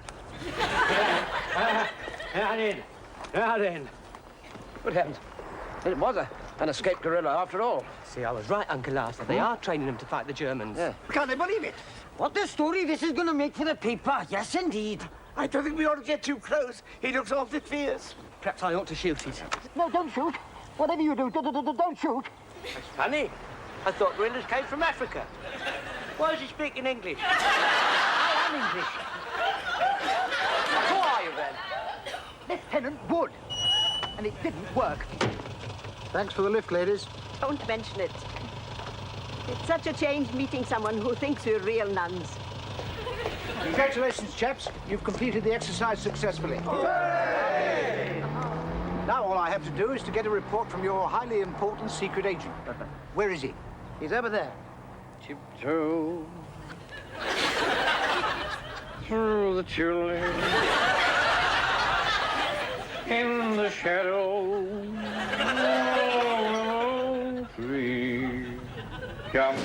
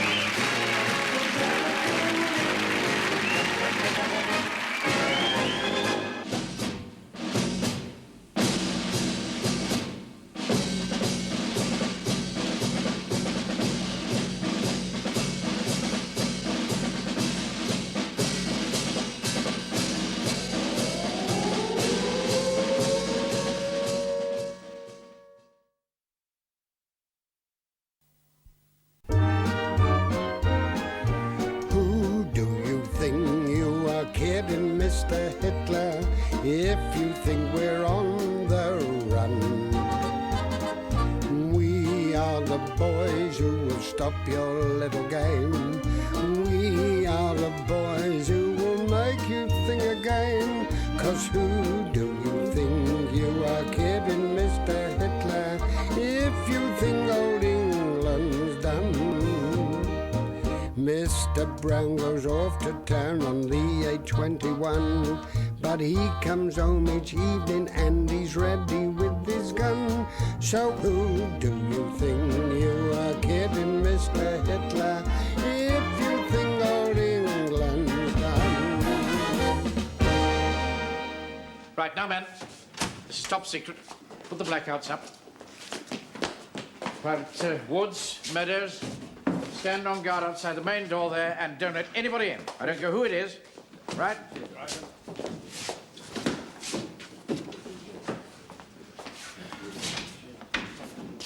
All clear out there, Hancock? All clear, sir. Good.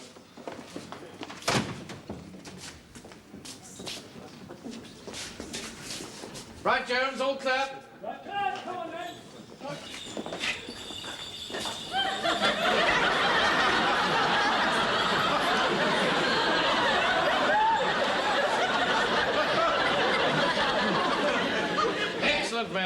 Excellent, very good turnout. Mr. Speaker, Yes. aren't you going to wear your attire? No, not for just now. I shall just wear the hat. Now, the reason I've taken all these pains to keep this matter a secret is because nobody must see this dance until it's perfect. Otherwise, we might look like a bunch of idiots.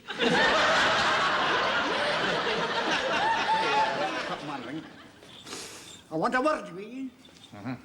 I've got to tell you, sir, that as a Scot, I feel a right Jessie dressed up in this this pansy Sassenach get-up.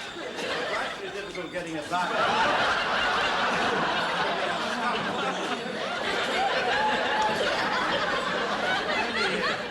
It really is most awkward. All right, you'll soon get used to it. Will I?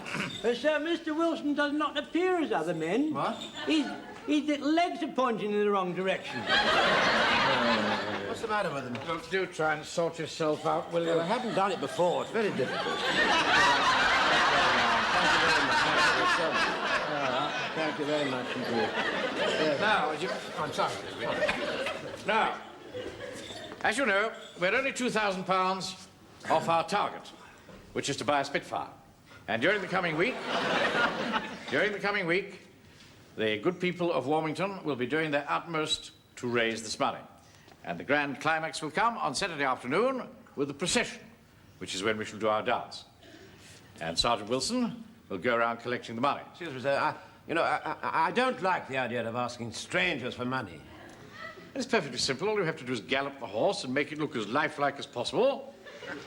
That's right. And you make jocular remarks. Oh, I see. What sort of jocular remarks? Try a, ha, ha, ha, give till it hurts, ha, ha, ha. Oh, I see. Try that. Ha, ha, ha, give till it hurts. Ha, ha, ha. We're going to collect £2,000. I think we'll have to be a bit more jocular than that. I know, he could say, we need Spitfires to beat the Hun, put money in my mouth and it goes to my tum. Rubbish! All he's got to do is to wave his stick at the crowd and say, "Give us your money or I'll bust your head in." All right, now let's form up. And Private Sponge, you give the instruction book to Sergeant Wilson, will you? Well, thank you so much. Right. Now. Now, where did we get to last time? I was having trouble with my whiffling, sir. Whiffling, yes. Yes, sir. Now, it's very important that you should understand the meaning of these movements. Read the bit out about whiffling, Wilson, will you? Oh, just a minute, sir. Ah, yes, here we are, whiffling. Yeah, whiffling, yes, yes. Yes, the movement. The movement of the whiffling stick represents the frightening away of evil spirits. There you are. Away from what, Mr. Mannering? This is a fertility dance, Mike. I don't think my sister Dolly would approve of that sort of thing. Ah, just silly old duffer. It's just to encourage the crops to grow. It's danced every spring by the young, fertile men of the village. There's not much good us doing it, is it? You speak for yourself. All right, that'll do. Now, Mr. Speaker, sir, I do not wish to stand opposite Private Fraser when he's whiffling. Why not? Well, sir, I've faced whirling dervishes and I've faced charging fuzzy buzzes, but I don't want to face Private Fraser when he's waving his whiffling stick. He's got a mad look in his eye. Mad? My eyes are perfectly sane. Look up, Manley. What do you say I had mad eyes? Well, no, not really mad. There you are, you see. Now, just before we start, we'd better check that the bells are all right. Right, left leg first. Right leg. That's the best you can do, Godfrey. Well, a touch of rheumatism, I'm afraid, sir. I'm so sorry, sir. Beg your pardon. Look, do try and control that animal, will you? He's not used to this type of work, you see. Right. From the top, then. Private Day. 1, 2, 3, 4, 5, 6, 7, 8. Back. Forward. Round. Turn.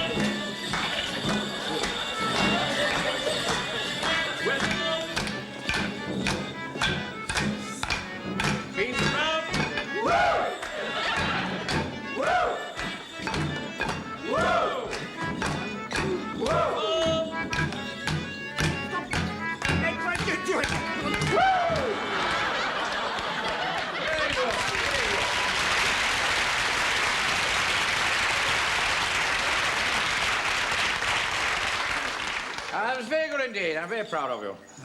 Right, now take a break and change back into your uniforms. Thank you. Jones. Just a minute. Now, what's all this nonsense about Fraser hitting you with a stick? That's not like you. No, I know it isn't, sir. I can't cover it up any longer, sir. I'm in a highly nervous state. You've got some trouble at home? No, I've got trouble away from home, sir. You'd better come in the office. Right, thank you, sir. Thank you. Oh, sir, could Mr. Wilson come too, sir? Why? Well, he's a man of the world.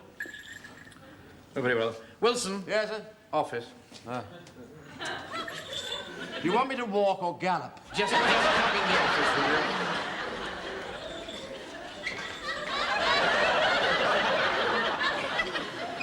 Right. Thank you, sir. Very much. Thank you so much. It's very kind of you, Joseph. Now, Jones. What's all this? Get this thing off my desk, will you? I'm terribly sorry, sir. It's rather obvious. It sort of sticks out, you see. Now, Jones, come on. Well, it's rather delicate, you see. It's Mrs. Fox. Mrs. Fox? Yes, you see, she's a widow lady, sir, and we have a certain arrangement, and recently we've been walking out together. Walking out where? Well, all over the place. I mean, I go round to her place of a Saturday night with a couple of pork chops, and she cooks them, and we have them together. Yeah, well, there's nothing between Mrs. Fox and me. I mean, it's a purely Teutonic arrangement. And as I say, I'll go round to supper on a Saturday night, and then we have supper together, and we listen to In Town Tonight, and when the man says, "Carry on, London," I go home. I really don't see what this has got to do with me. Well, recently, you see, sir, affection has been taken by another. Ah. Yes. Who? Mr. Gordon, the town clerk. What? Oh, not that silly, bald-headed old duffer, do you mean? I don't mean he's a bald-headed old duffer just because he's got a bald head. I mean, he'd be a silly old... wouldn't he? I mean, he'd be a silly old duffer even if he got a full head of hair. Yes, all right. Well, everybody knows he's a roué and a philanthropist. Yeah. Right. I still don't know what you want me to do about it. Well, sir, I want you to speak to her, sir. I couldn't possibly do that. Yes, you must, sir. There, I've written down her telephone number. There. Now, don't you go spreading it around, mind? Yes, but I could... Well, please, sir, you must speak to her, you must. Otherwise, I should be a broken man. And what good is a broken lance corporal to you, sir? Dear, oh dear. Now, what are you going to do, sir? I don't know. Because I could ring her up. Perhaps I ought to point out to her what sort of a chap this town clerk is. I'll give her a ring later and arrange to see her. Under the apple tree with anyone else but me. Anyone else but Godfrey, is that you, son? Yes, I was just having my hot milk before I go to bed. It has happened. Ah, I knew it would one day. What has? It's Mannering. He has succumbed to the lure of the flesh. Did you hear what I said, Godfrey? The flesh, the flesh! I do wish you would keep repeating that word. My sister Dolly might overhear it. So I don't believe a word of it. Tell him, man, I heard it with my own ears. It just so happened I was passing the office door, and I heard him speaking to this woman. What woman? Mrs. Fox, that fine, big widow woman. Mr. Mannering's a pillar of respectability. Man, it's men like him that are the worst. I looking down their noses at other folk and all the time deep inside lust. Lust. Sheer naked lust. I tell him on the fires of hell are lying in wait for him. He's doomed, doomed. I think the whole thing is nonsense. Nonsense, is it? Listen.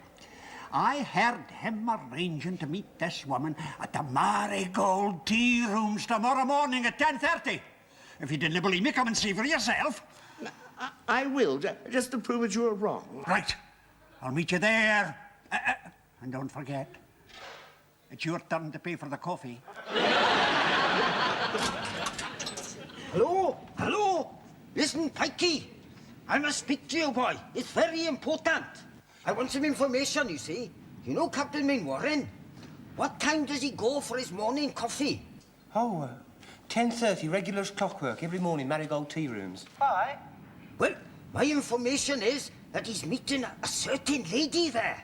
Oh, no, Mr. Mainwaring doesn't know certain ladies. He's married. She's not so much a lady as a kind of a big woo. Yes. Well, you know, I write this gossip column for the Eastbourne Gazette called Whispers from Warmington. Yes, indeed. Oh, I can see the headlines now. What local bank manager's name is linked with a certain widow, Lady X? No, you must have it all wrong. No, my information is that he's besotted with a boy. Besotted. What? Like in that film, Rain? See, there was this clergyman, you see, and he was besotted with a girl named Sadie Thompson. Well, being a clergyman, he wasn't allowed to be besotted. So, in the end, he walked into the sea. Hey, you don't think Mr. Mainwaring will walk into the sea, do you? And if he does, he'll have a long way to walk. Tide's out tomorrow morning. I'm sorry, but Captain Mannering is a perfectly respectable married man. Sick. You know your trouble, Godfrey? You live in a dream world of your own. I tell you this, man, it's the spot. He's here. I had hoped we'd have the place to ourselves. Don't worry, sir. I mean, nobody will know why you're meeting Mrs. Fox. Look, it doesn't do for a man in my position to be seen in a public place with a flashy woman like Mrs. Fox. In a small town like this, you know, tongues wag. Tongues wag. Oh, it's all right, sir. I mean, nobody will pay the slightest bit of attention to you.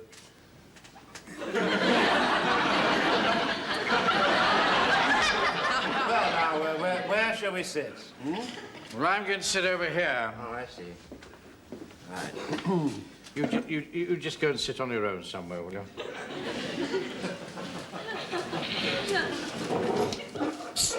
Mr. Mainwaring. Morning. That's you, Jones. You won't give me away, will you, sir? What on earth are you doing dressed like that? I'm heavily disguised. I don't want anyone to recognize me. Mr. Mainwaring! Oh, good morning, Mr. Fraser. Mr. Godfrey. Oh, hello, Mr. Wilson. Mrs. Hunt. Oh, I'm ever so sorry I'm late, Yes, Mr. Mainwaring. do sit You know, down, I'm not please. usually late when I go to meet a gentleman friend, but somehow this down, morning please. I just couldn't Please, go Mrs. to Sit down. Oh, thank you. He there, man. Godfrey, the way he manhandles her.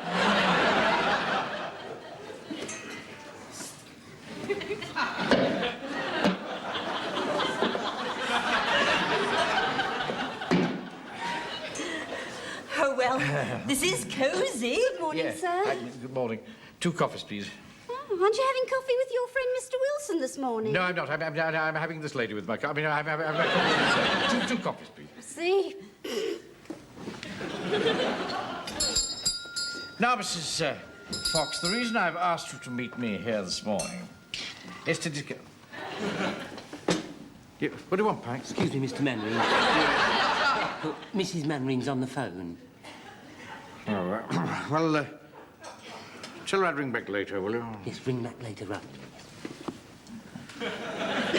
What is it now?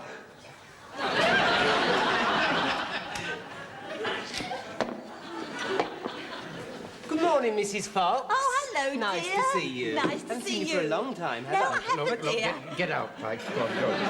Get out. Bye-bye, dear. Now, Mrs. Fox, the reason I asked you to meet me here this morning is to discuss a rather delicate matter. Yes? I find these affairs of the emotions very embarrassing. Well, you don't want to be shy with me, Mr. Mainwaring. The point is, Mrs. Fox, you're a very attractive woman. 2 coffees. And I...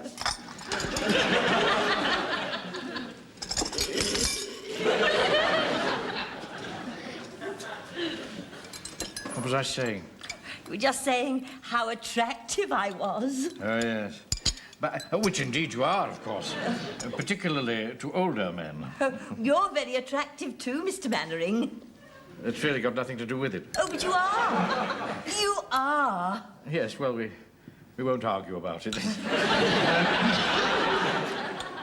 The point is, Mrs.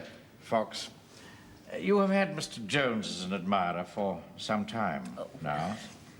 And now you have another. Mr. Mannering! See here, Godfrey, man. For goodness sake, they're playing handy-pandy. I think we'd better go. No, man. Being a public figure, I've no doubt that this new admirer is of great attraction to you. Oh, he is. He is. Yes. Whereas Jones is just a simple butcher. But he's a fine figure of a man, Mrs. Fox. Full head, fine, distinguished grey hair. Whereas this new admirer of yours, not to put too fine a point upon it, is bald. Mr. Mannering, you know what they say about bald-headed men? No, what do they say? Well, the thing is, Mrs. Fox, Jones is a loyal member of my platoon, and I don't want him hurt. we won't hurt him, Mr. Mannering. We? Yes. He can have Mondays and Saturdays, and you can have Tuesdays and Fridays. I'm talking about Mr. Gordon, the town clerk. Oh, well, he can have Wednesdays.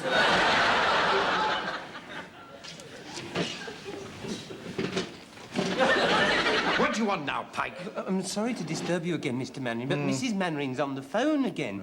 I told her you were having coffee with Mrs. Fox, but she insists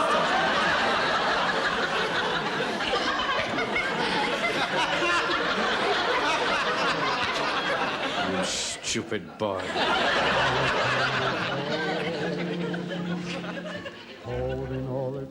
I tell you what, I've never been so shocked in my life.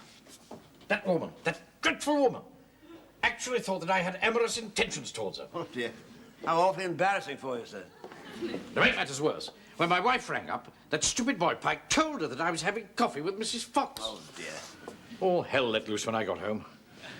Elizabeth wouldn't listen to any of my explanations. Look what she did to my tie.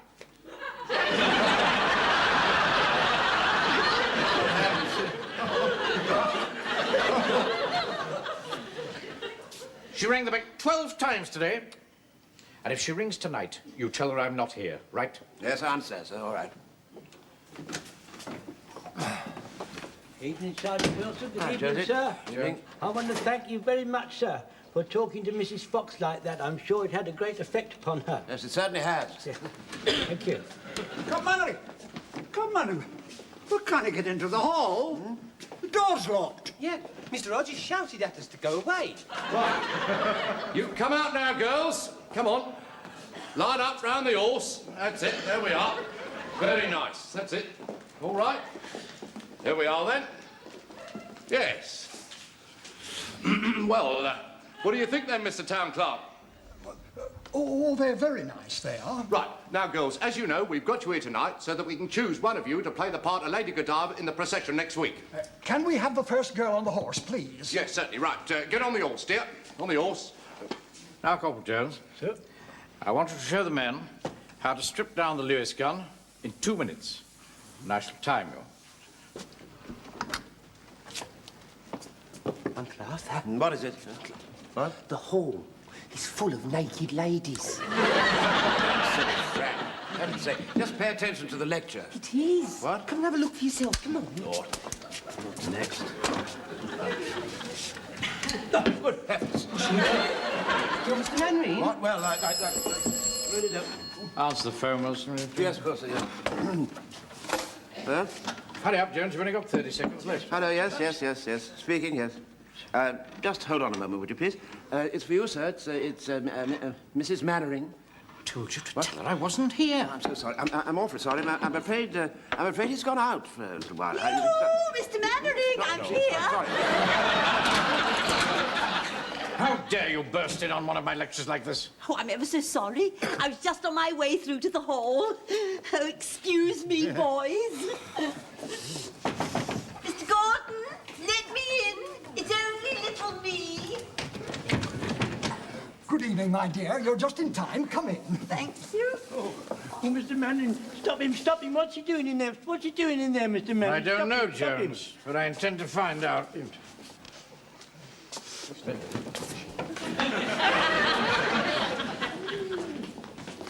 What's the meaning of this? Buzz off, Napoleon. This is my night to have the all. I'm appalled at you, Vicar. Wilson? Wilson! Don't keep staring at the girls. Get them covered up. What with? Come away, boy. All this fuss over a few silly girls? Yes, if the vicar wants silly girls in his own, that's his affair. Mr. Gordon, shall I go and change into my swimming costume now? Gosh, I don't think I could stand the shock. Yes, my dear, go and get changed. Will you stop you doing it again, Mr. Manning? Stop it, Mr. Manning. All right, Stop be it, stop quiet, it. Jones. Hodges, I demand an explanation of this. Keep your ear on. We're just choosing one of the girls here to play the part of Lady Godiva in the procession next Saturday. Lady Godiva? Yeah, Lady Godiva. And it's much better than your silly Morris dancing. Morris dancing is not silly. Just a minute. Mr. Town Clerk, do I understand that one of these girls is going to ride naked through the streets of Warmington? Yes, it's a tribute to the brave city of Coventry. The girl won't be bare, of course. She'll wear fleshings. Fleshings? It's all right, sir. It's quite all right. They're overall body tights. Oh, we're not living in Victorian times, you know. Mr. Gordon, do you think I might have a little word in your ear? Certainly, my dear. He's doing it again. Stop him. Stop All him. right, He's all doing right. it again. Keep quiet. No, here. Now, look here, Mr. Gordon. I demand an... Just one moment, Captain Mannering. I think we have a solution. You don't want one of these young girls as Lady Godiva. Now, it's just been pointed out to me that the Lady Godiva Leofric was, in fact, a woman of more mature years. So, in the course of historical accuracy, I suggest that Lady Godiva should be Mrs. Fox. Quiet, please, quiet! Mrs. Fox will be perfectly respectable, covered from top to toe in fleshings, and wearing a wig of long golden tresses. Gosh, you'd never cover her up with long golden You would need a bell tent.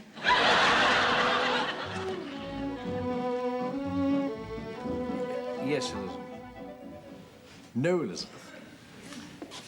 I keep on telling you that I had nothing whatever to do with the choice of Mrs. Fox as Lady Godiva.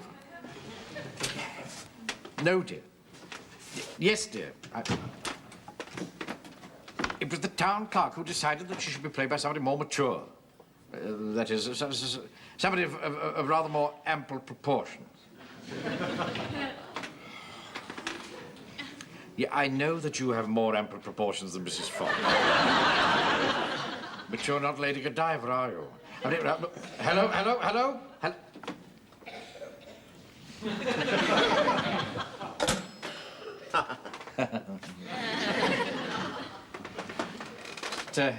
Having a chat to the little woman. I see.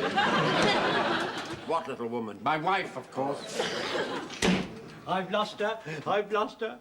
Ever since the town clerk asked Mrs. Fox to be Lady Godiva, her head's been turned completely right round. Oh, I'm so sorry. I'm so sorry, Jonesy. You see? This is what comes of women interfering with men's affairs. The whole platoon's been knocked sideways.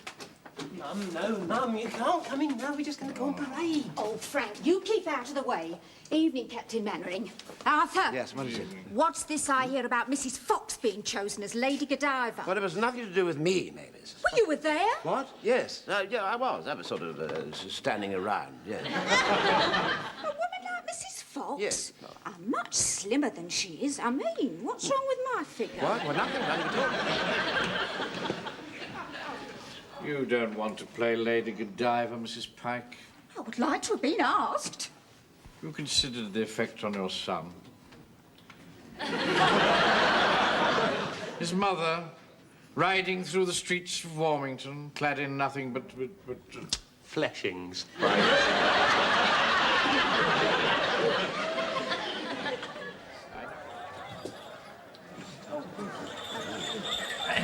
Now,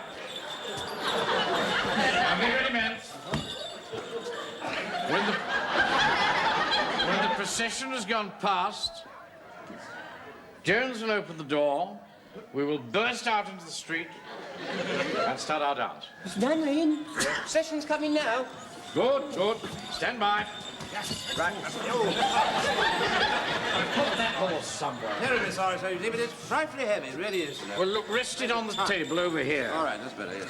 Right, that's... Who's there? Thanks. There's somebody at the back door, Mr. Mannering. Do they know? All right, I'm coming! Now, Yes, yes. I want you to collect as much money as you possibly can. Mr.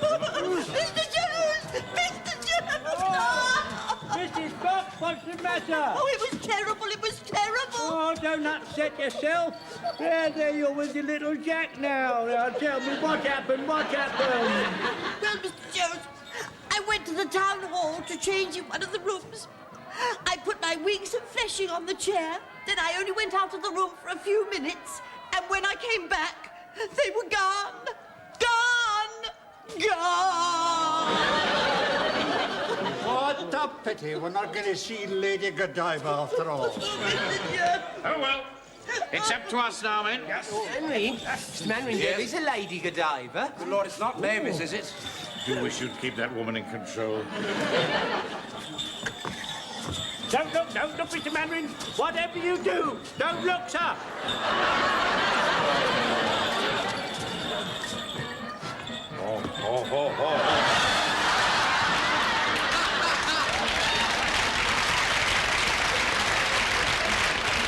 It is Mrs. Mannering. Oh, Mr. Mannering, speak to me. Oh, come round. Oh, Mr. Mannering, he'll never get over the shock. No, and neither will the horse.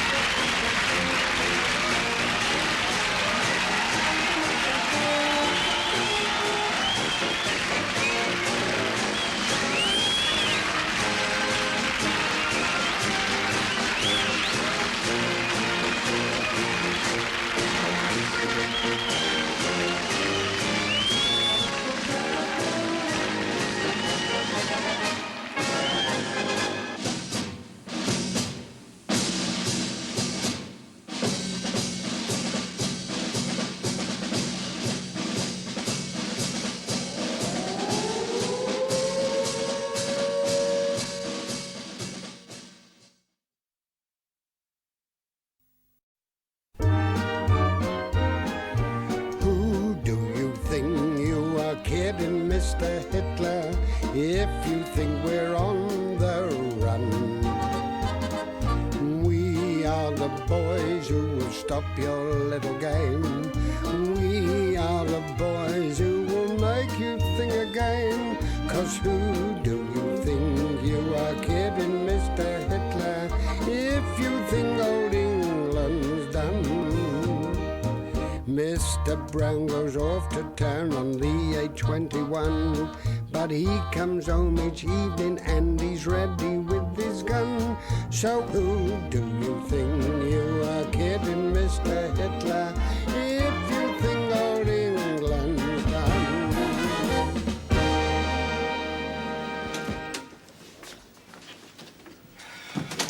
Good evening, sir. Don't sit in my chair when I'm not here, Wilson. Sorry, sir, I'm just writing out a notice, that's all. What you're doing is neither here nor there. You know that I don't like you sitting at my desk in my absence. I see. Well, what am I supposed to lean on? You're an NCO, you're supposed to use your initiative. Write it on your knee. All right, sir. Don't think I gave you permission to sit, did I? Sorry, sir. You are a soldier, you know. Yes, of course, yes. I am an officer. Yes, quite, sir, yes. You're supposed to be an NCO. Yes, of course, yes. Right. Very well. Right. Remember.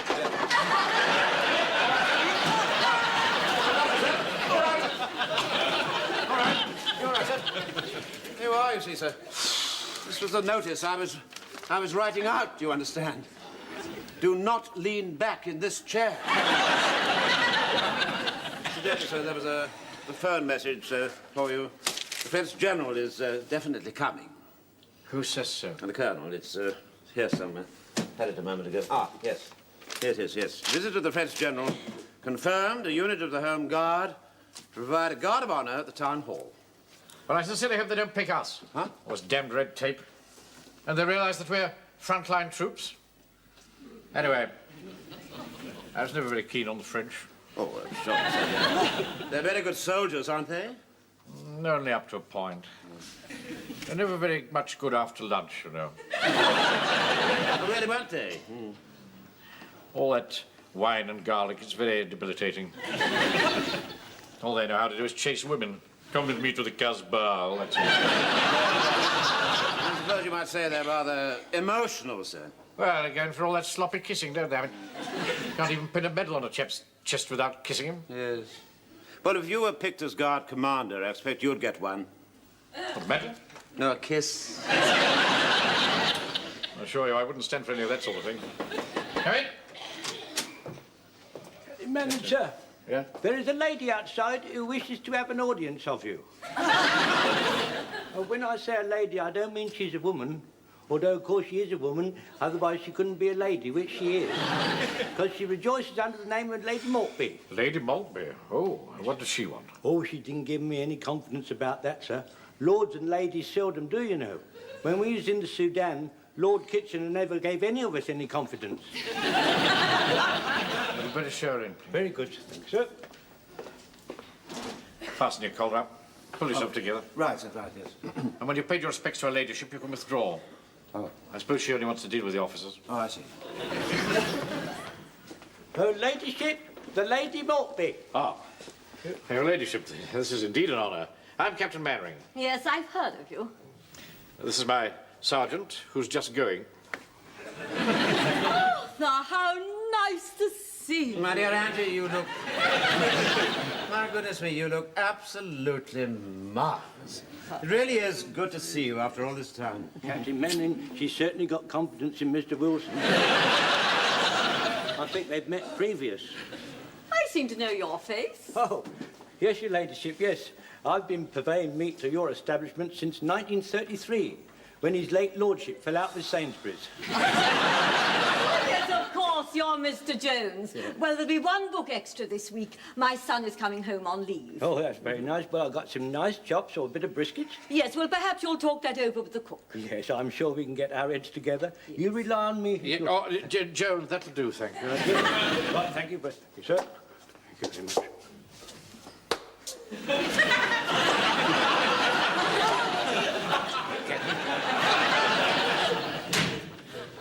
Arthur, it is nice to see you again. Yes, of course it is. Well. So Nigel's coming home, is he? How is he? Oh, he got married, you know. He didn't, did he really? Oh, yes, of course he did, yes. Auntie Lettice told me about it. Yes, and now he's in the blues, foolish boy. Is he really? You know, I had it, my grandfather was in the blues. He spent a lot of time in the Khyber Pass. Yes, Wilson. I'm quite sure Lady Maltby hasn't come here to listen to your family affairs. You really must forgive us, but it's such ages since dear Arthur and I have had a chinwag together. Do sit down. Oh, thank you. Actually, I came here about my car. Oh, yes.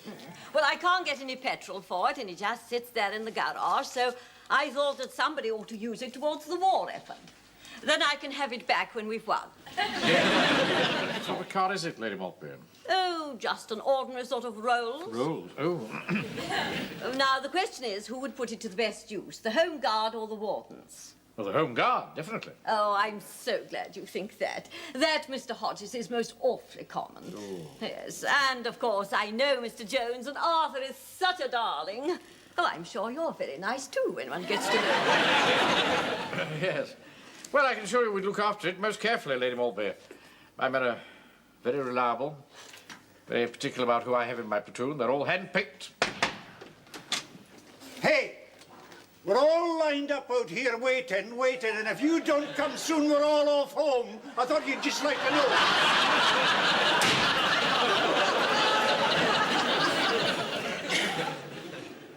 Rough diamond, that one. Heart of gold. Just the chap to have on your side in a scrap. Excuse me, sir. What exactly would you do with the Rolls-Royce? Well, I should use it as my staff car. Oh, I see, but it's also sort of shiny and Rolls-Royce, isn't it? Oh, you can camouflage it as far as I'm concerned. Oh, are you, see? No, but I mean, a huge, great big Rolls-Royce. I mean, won't it look a bit silly? How do you mean? Well, I suppose we could sit you on a cushion.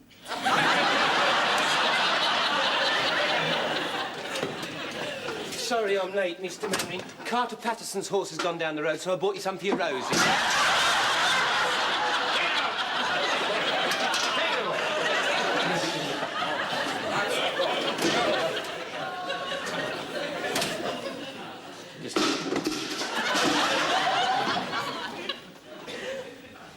A new recruit. We haven't licked him into shape yet. Well, I'll ask Glossop to drive us round on Saturday morning. That's most generous of you, Your Ladyship. Yes, you really have been an absolute brick, Dan. And you must pop in and have a drink one evening. Oh, I'd love to, yes. We'll ask Captain Fanshawe. Mannering, yes, I should be delighted, thank you. We'll ask Captain Mannering to let you off one evening. Delighted. I'll see you soon, I hope. Yes. Goodbye. Oh, dear. Really? She really is awfully sweet, don't you think so? Hmm? I think it's pathetic. What? Why? What? You kowtowing to her just because she's got a title. Kowtowing? I wasn't kowtowing at all. Well, it cuts no ice with me. And you can tell that to your Auntie Lettuce. Where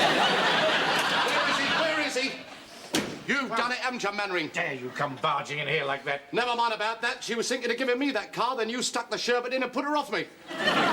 We haven't put her off you at all. So happens that we know her very well socially. Well, I'll tell you one thing. Me and my lads is providing half the guard of honour for the French general, and I just hope you're not providing the other half, because I don't want to be stuck opposite your ugly mug. If you're going to be there, I shall refuse to parade. Just you watch it, mate. And from now on, mind your step. Because if I see one chink of light from this hall, or if you shine a torch, or if you leave as much as a bicycle without immobilising it, I'll have you. I haven't got a bicycle. Then you better immobilise your crutches. Dear, dear. Really. He really is the most appalling fellow, isn't he? And what do you expect?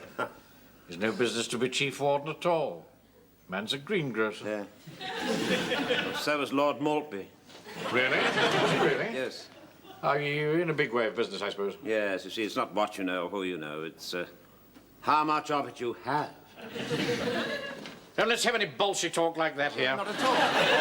I'll go and fall the men in. All right, sir, right. All right, how are you, chaps? Fall in, will you please? Right. 3 nice, tidy little rows. Come on, do as you can.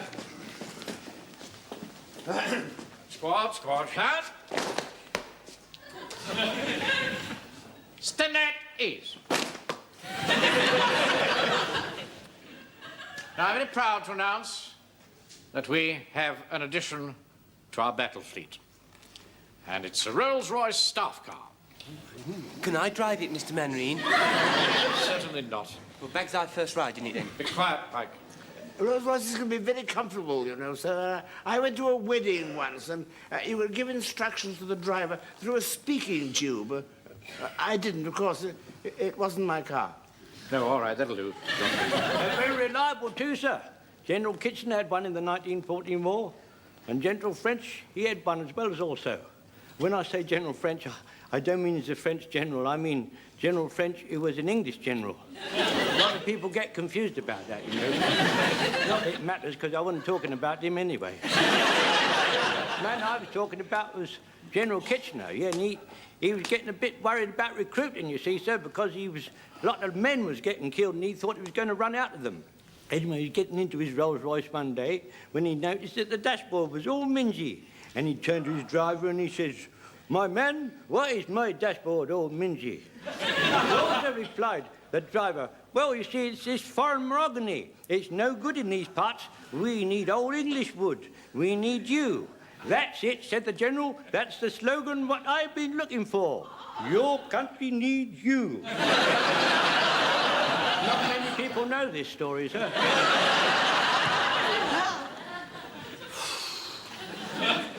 Thank you, Jones. He never run out of men after that, so no, not how many he used. Now, platoon, stand! Right, stand your men at ease, Captain Mannering. Stand at ease. I bet you'd be interested to know that you've been selected to provide the guard of honour outside the town hall for the visit of the French general. An honour indeed, sir. You see, the reward for being smart. Yes, indeed. Another hour's cleaning and blancoing. Take that Welshman's name, Wilson. You've also been chosen because of the person who has to make the speech before the general's departure. Oh, yes, of course. It has to be in French. Oh. Well, I suppose I could practice. Well, your sergeant speaks French. He's the obvious choice. I would have thought it was all that obvious. Do you speak French, Wilson? Well, what you might call un petit peu. What? Petit peu. I'm very much against these parades. They take us away from valuable training time. I'm sorry, I've been asked by area to make this as smart an occasion as possible. Can hardly be very smart with those wardens sprawling all over the steps. Yes, that's quite right, sir. We should provide the whole guard comprehensively. There's certainly the presence of the wardens will make it a bit of a shambles. Very well, I'll have a word with the town clerk and the mayor. Your platoon will provide the whole guard of honour. Thank you very much, sir. And Uncle Arthur will make the French speech.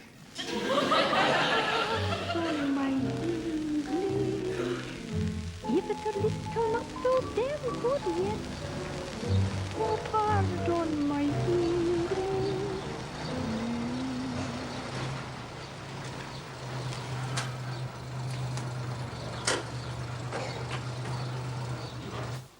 Mon général. Mon général. Nous autres, à Warmington-on-Sea, nous sommes... answer that, Frank, will you please? Yes. Nous sommes... Hello, Home Guard. Oh, morning. It's Glossop here, Lady Maltby's chauffeur. Oh, hello, Mr. Glossop. I'm on my way to the paint shop to get Lady Maltby's rolls camouflaged for Captain Mannering. And I'm afraid I've run out of petrol. Oh, dear. Where are you? Outside the town hall. Well, look, you stay there, and we'll come along and give you a push, all right? All right, then. Righto. Bye-bye. Come along, Uncle Arthur. Huh? Come on. Captain Mannering's Rolls-Royce is stuck outside the town hall. We're going to go along and give it a push. Oh, what are you talking about, Frank? You can't push a great big thing like that. Of course you can. You're ever so muscular. Mum's always saying so. Oh, but it's enormous. If I get some petrol, could I drive it? No, you couldn't possibly. No, the chauffeur would never allow you to. You could make him. What? You could commandeer it. It's ours anyway. No, Frank, don't be silly. No, just ring back and say we can't do anything. I can't. I haven't got the number. Now, come on, come on. What about Captain Mannering? Don't worry. I've left him a note. Now, come on, quick, sharp. Frank, for heaven's sake, Frank. Why do you have to do everything in such a hurry, for goodness sake? No, Frank. Frank, come back here for a moment, will you? Look, Uncle Arthur. What? It's Mr. Rogers' bike. There'll be petrol in there. No, Frank, don't be silly. You can't do that. I mean, they'd be stealing. No, it wouldn't. And you could commandeer it. What? Anyway, it's only Mr. Rogers. Look. The tin here. Now, look, just a minute, Frank. How are you going to get it from there into that? You are silly, Uncle Arthur. What do you mean? Well, we pour it in, don't we? Ah. Oh, I see, it's pressure. Oh, it is. All right. Come on, come here.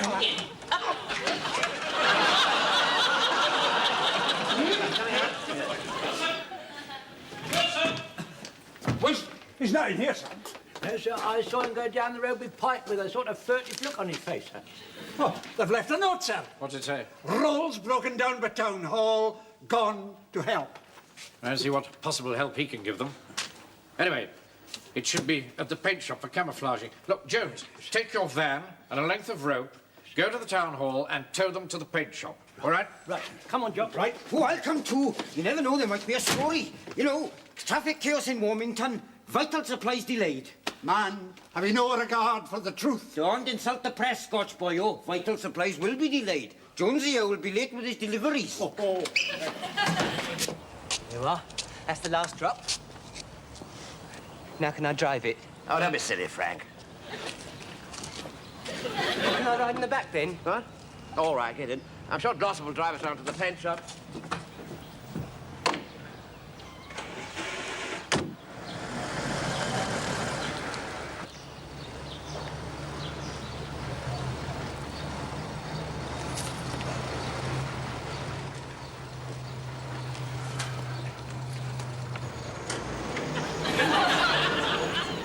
that glad you've come. What's the matter, Claude? Mace isn't fit to be seen, and Roger can't clean it because he's laid up with his old trouble. But what do you expect me to do about it? Well, Sam here can give it a rub over. Come on, Sam, look lively. Well, this should have been done ages.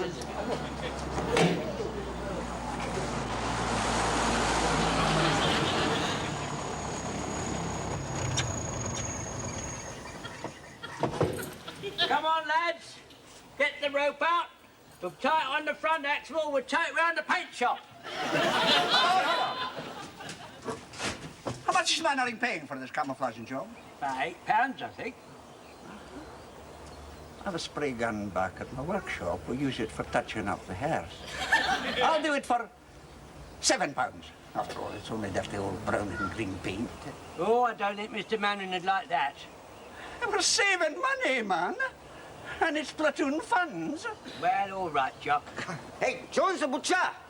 It's all attached and ready to go. Yes, indeed. Right, Spongy, you steer the other one.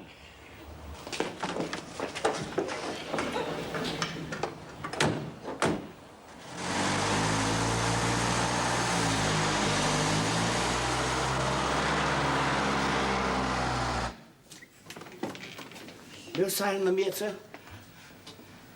I can't think what's happened to them. They've been gone for over 2 hours now. And I wanted to give them a final briefing on the French General's Parade. All right, keep looking out, Godfrey. I get in rather chilled, sir. One loses heat, you know, one stands around doing nothing. Yeah. Well, jump up and down a bit.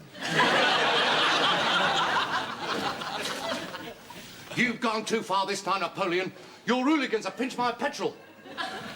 I don't believe that for a moment. Oh, yes, they have. And they didn't even siphon it. They poured it out like my bike was a ruddy teapot. And left it on its side. My men don't do that sort of thing. Well, what's this then? Petrol requisition F Pike. That's not how you spell requisition. That proves it then. And another thing. You needn't think you're getting me off that parade, because I'm going to appeal to the Home Secretary. Herbie Morrison will sort you out, mate.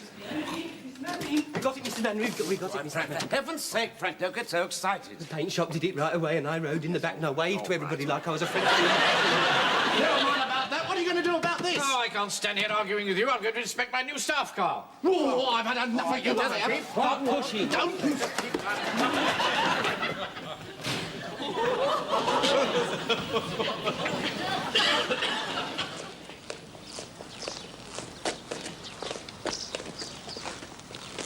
Look at that, Wilson.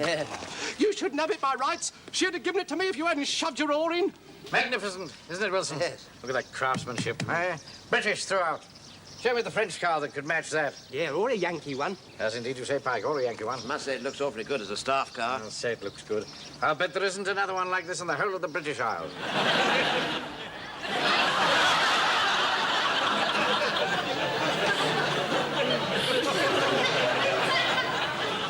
Scott, what's that? It's twins.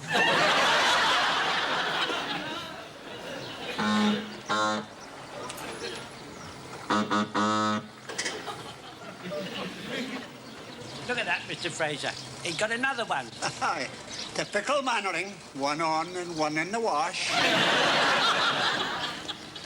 Where did you get that car, Wilson? Outside the town hall with Andrew, the chauffeur. Then where did that one come from, Jones? Captain Mannering, Yeah? I'm sorry to bother you, but the town clerk is on the telephone. He wants to speak to you rather urgently. It seems the mayor has lost his Rolls Royce.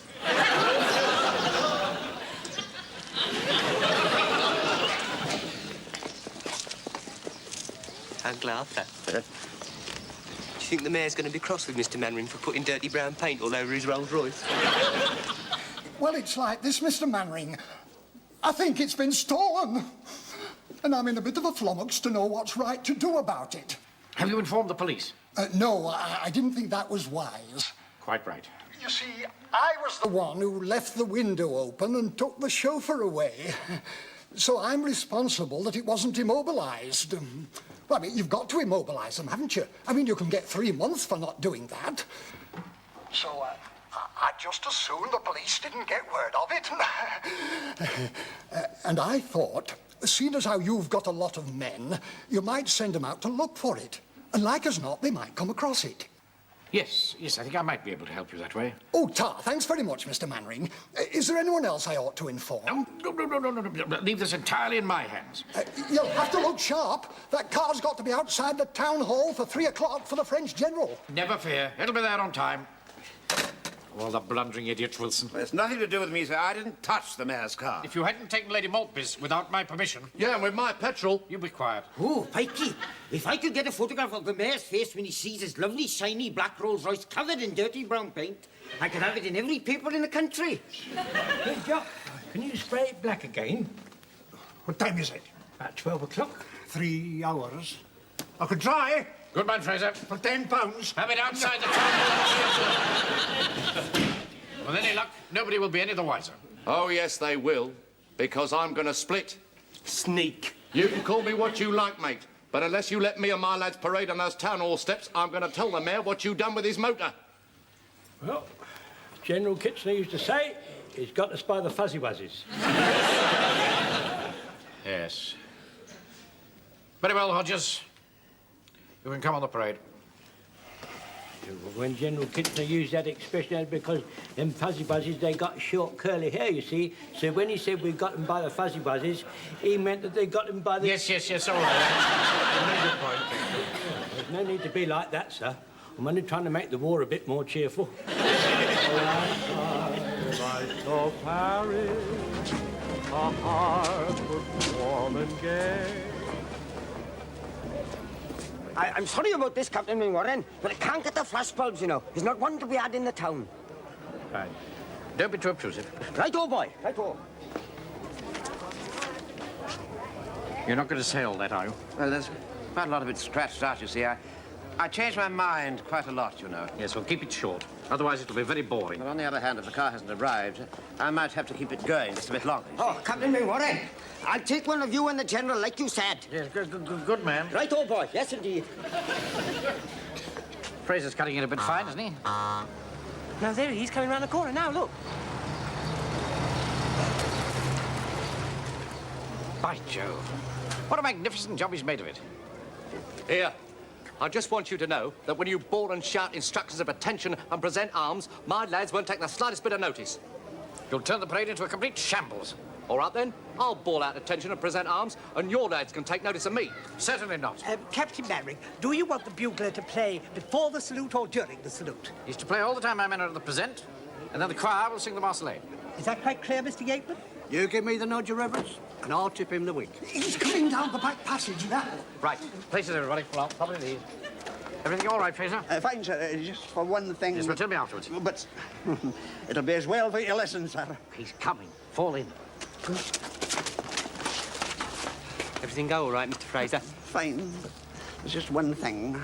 I couldn't get any quick drying paint. It's not tacky, is it? Oh, no, it's not tacky. Good. Just plain wet. Here he comes. Ted! Hat! Woolen! Hat! Shut up. Give the nod. Hey, what's this for? Wait till I give you the word. Platoon, B company! Not the wardens. Slope! Hey! Present! Hey! Warming down to see wardens! Present! Hop! Now, Mr. Yateman.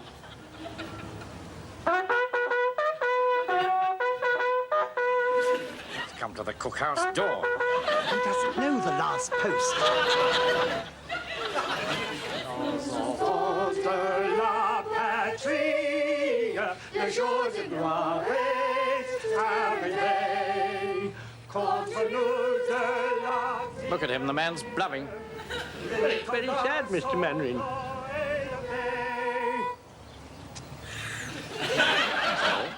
There just wasn't time to learn the rest. They're only little boys, you know.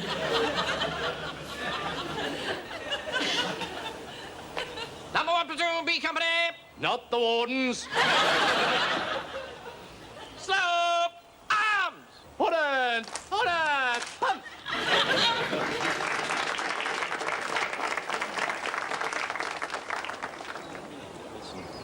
Wilson. Monsieur General, nous autres, à Warmington on Sea. What's he saying, Mr. Mannering? Oh, the usual trite rubbish. De votre visite. No, you've got to hand it to Uncle Arthur. It's just like Mum says. He can do anything if he gets the urge. Bon voyage. Dans votre France. Bien aimé.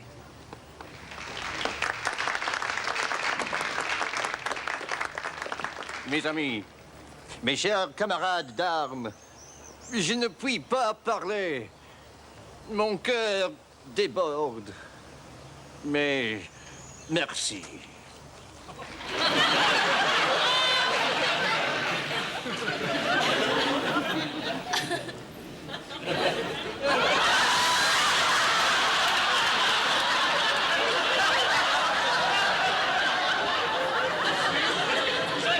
Hang on a minute, didn't I get a kiss?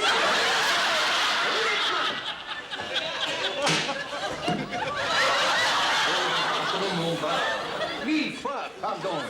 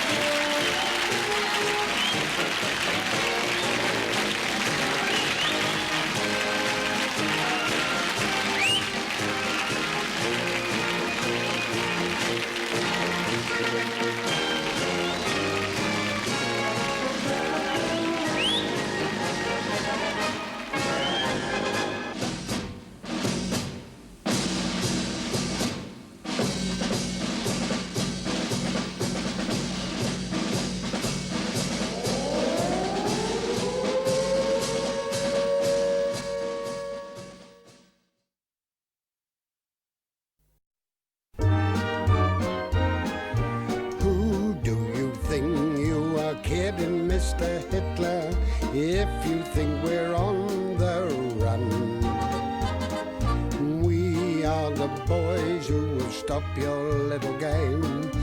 We are the boys who will make you think again. 'Cause who do you think you are kidding, Mr. Hitler, if you think old England's done? Mr. Brown goes off to town on the A21, but he comes home each evening and he's ready with his gun. So who do you think you are kidding, Mr. Hitler, if you think old England's done?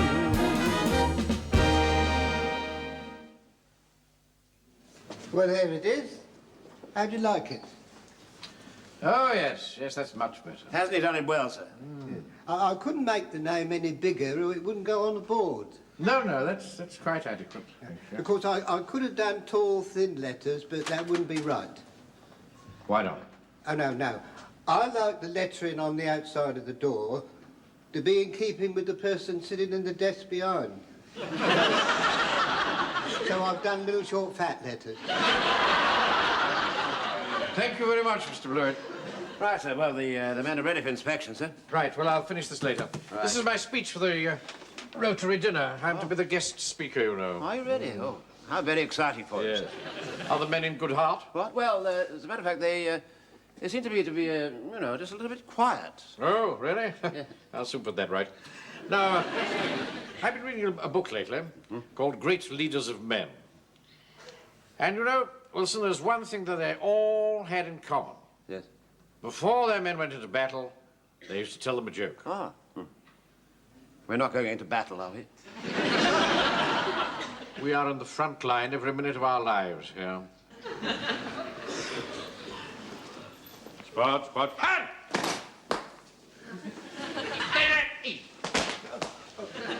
I'm sorry, sir. I didn't know you'd started. Well, now, pay attention. In view of the long night ahead of us, I thought that I would relieve the proceedings by cheering you up with a little anecdote. And when I've finished, you have my permission to laugh in the ranks. How nice. But don't anticipate it, Godfrey. Take that smile off your face. Oh, I'm sorry, sir.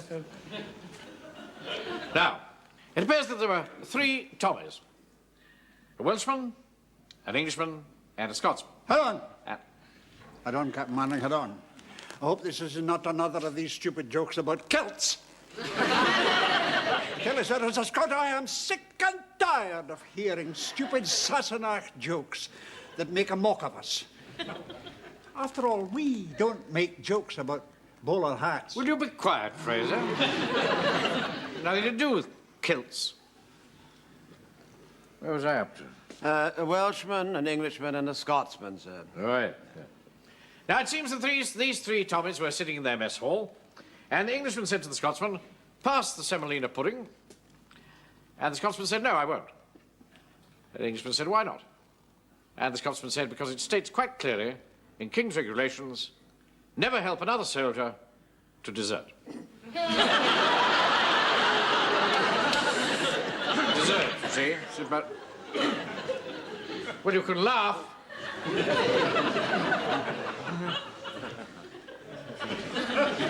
I thought that'd cheer you up. Let's put them in a good mood. Oh, yes, of course, sir. I'm sure it's cheered them up no end. Tip worth knowing that, you know, Wilson. When you're handling men, always know when to unbend. I'll remember that, sir. Right. Captain Mainwaring? Yes? What happened to the Welsh soldier? Captain didn't like semolina.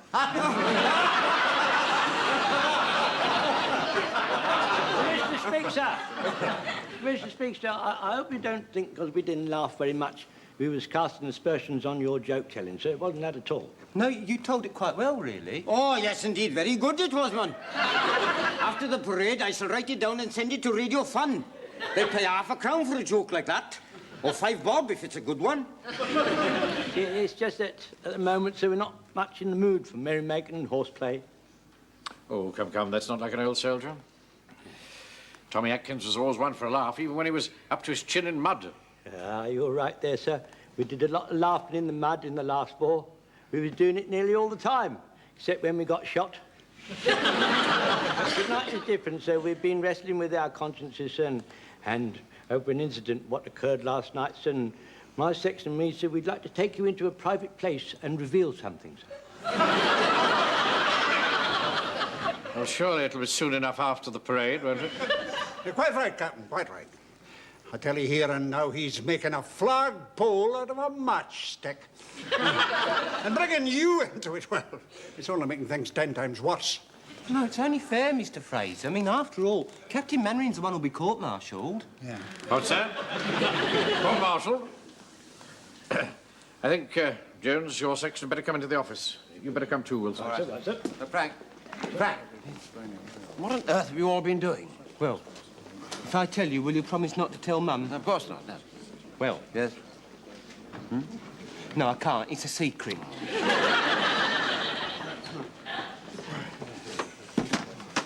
Right, come along. Helps. Settle down. Now, what's all this about? Well, sir, it was like this, sir. It was very cold out on patrol last night, wasn't it, lads? Oh, yes, indeed. Yeah, I knew you wouldn't want us to get chills, sir, so I took my lads into the horse and groom and made sure everyone got a tot of rum down them, sir. I know you've done the same thing in my position, sir. Well, I very much doubt that, Jones. You know my views on alcohol. Yes, sir. Well, we hadn't been out on patrol again for 10 minutes when Mr. Cheeseman, he started shivering. Well, you know what it is when you got the Nadjas, boy. You shiver all over, isn't it? Well, I knew you wouldn't want a guest of the platoon anything to happen to them, sir, especially not a newspaper press correspondent and reporter, sir. So I took him into the King's Heads, and it's just as well I did, because after he'd downed a couple, he was right as ninepence. I only had one in there. Well, when we come out, sir, we out the King's Head, we were just passing the goat and compasses, and the landlord, he come out, he said, you heard a bit of a rumbling down below. So I sent a couple of men down with hand grenades, and the rest of us stood by to give them covering fire. Whereabouts? 2 in the saloon, the rest of us in the snow. Well, you did quite right to tell me about this. Yeah. And providing you promise that it won't occur again, I shall overlook it this time. The man's no finished. You mean there's more? Yes, sir. Well, when we come out, sir, it got a bit embarrassing, sir. If it's embarrassing, you don't want to hear about it, do you, sir? Yes, I certainly do want to hear about it. Go on. It was I, sir. I'm afraid I became rather embarrassing. You, Godfrey. I'm afraid so, sir. I started to sing rather raucously. It was a song about a monk. Oh, well, as long as it was a religious song. This one wasn't religious, no. About a monk of high renown. I see. Go on. I didn't realise that monks of high renown were all wicked like that. That's Did all you? right, Stop. Yeah, well, I knew you wouldn't want Mr. Godfrey to, you know, make an exhibition of himself, so I took him inside to sober up, sir. Inside the Red Lion, that was. Mind you, while he was sobering up, the rest of us had hardly anything to drink at all. Hardly anything at all, sir. Yeah. You see, it was after that that it got a bit more embarrassing. You quite sure you want to hear about it, sir? Will you be quiet, Wilson? Yes. Well, you see, a man come in and said there was something going on in a haystack, you see, sir. And I said in jocular fashion, well, there's lots of things going on in haystacks. Aye, well, it's like that Bronwyn Jones, the fat Welsh girl who used to wash the glasses on a Saturday night. She spent half her life in that haystack. They used to call her the Welcome in the Valley. Jeez, man, keep quiet, heaven's sake. You see, well, all jocular thoughts went straight up in my head when I realised I was a soldier and my duty to go out and investigate, sir. Well, I'm glad somebody came to their senses at last. Yes, and then I sobered up quick as a flash. Not that I was drunk, mind, but the thought of encountering a huge, storming, parachuting German paratrooper, sir, possibly disguised as a nun, that sent a whole cold shiver down my spine, sir. But I rallied my men, sir, and went out in the murky night, and with fixed bayonets, sir. I wasn't at all frightened. Now, I think that gin and cider and whiskey must give you courage, don't you? Come along. Anyway, so we were just going near the haystack when something flutters up. You know, and I was very alert by now, sir, and my reflections was very good. All of a sudden, I raised my rifle and I shot it. What? You don't mean you shot Bronwyn Jones? No, it was a great big enormous turkey. It's plucked and in my fridge. I can hardly believe my ears. My platoon should go out on a drunken rampage like this from pub to pub. Like these comic stories that chap on the wireless tells. Rob Wilton? The day war broke out. Be quiet. You should all be on a charge. And you're getting far too cheeky, boy.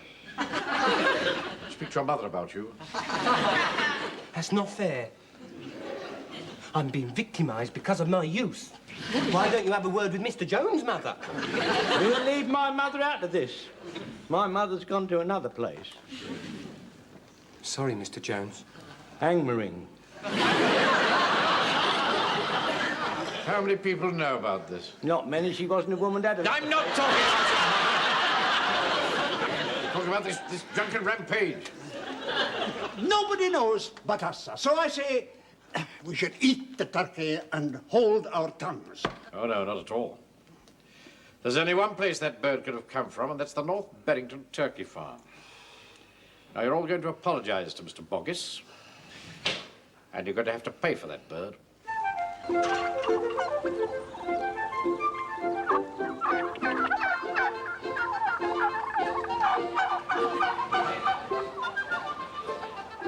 I say, excuse me. Mr. Boggis about? It's Wednesday. What did you say? He says it's Wednesday. To humour him, I suppose. I wonder if it's possible to speak to your master. I just told you. It's Wednesday. Well, it's Wednesday. Don't you start. It's market day. Has he got to market? That's right. It's Wednesday. There's nowhere. Have you lost a turkey? Hard to say, isn't it? My men have accidentally killed one. We think it must have come from here. We'd like to pay you for it. Will you give this money to Mr. Boggis when he returns and ask him to accept our sincere apologies? Oh, no. Mr. Boggis won't want me to take no money. It might not be his turkey. Well, there's nobody else in the district keeps them. It must be one of yours. That wouldn't be good enough for Mr. Boggis. Not unless he knew one of ours was missing. Well, how many should there be? 210. 1, 2, 3, 4. Jones, that's no good. It'll take years. We could count 30 each. That's a good idea, Pike. Now listen, everybody. We're all going to count 30 turkeys each, right?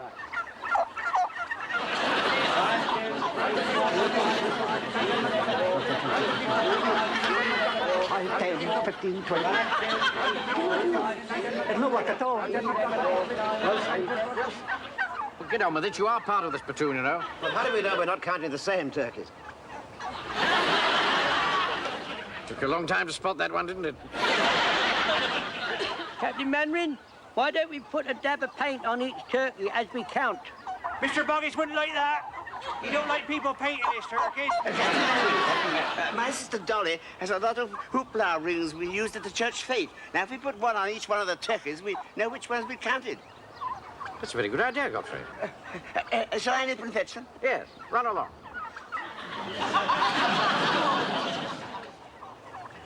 Now, men, you have each got 42 rings.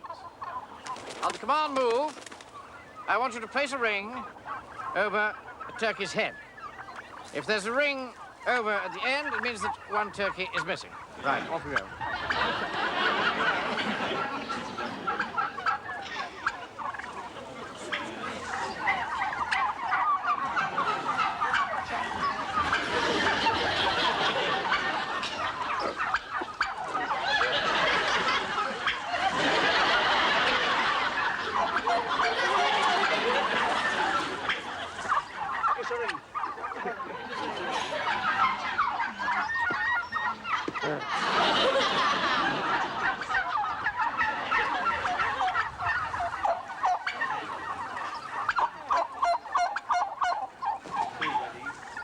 I say, don't do that.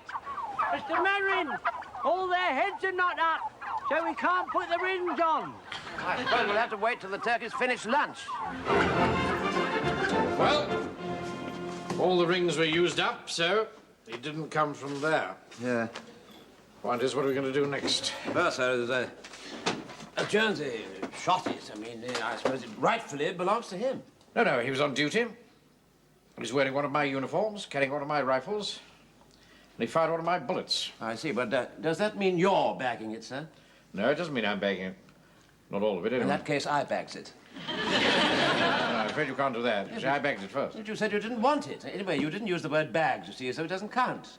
Now, don't start any of that public school cheating with me. I bags first, that's all. But I tell you, You've already done about it at all. I'm sorry. Come in.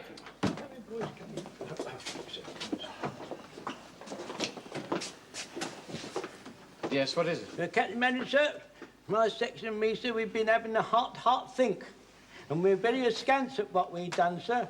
And we come to the conclusion that with our ill-gotten gains, we're going to give a nice turkey dinner to the old age pensioners. Hear that, Wilson? Trust our chaps to come up trumps in the end. Yes, I think on the face of it, it seems to me to be a very good idea. It's a capital idea. Yes. Be a night to remember.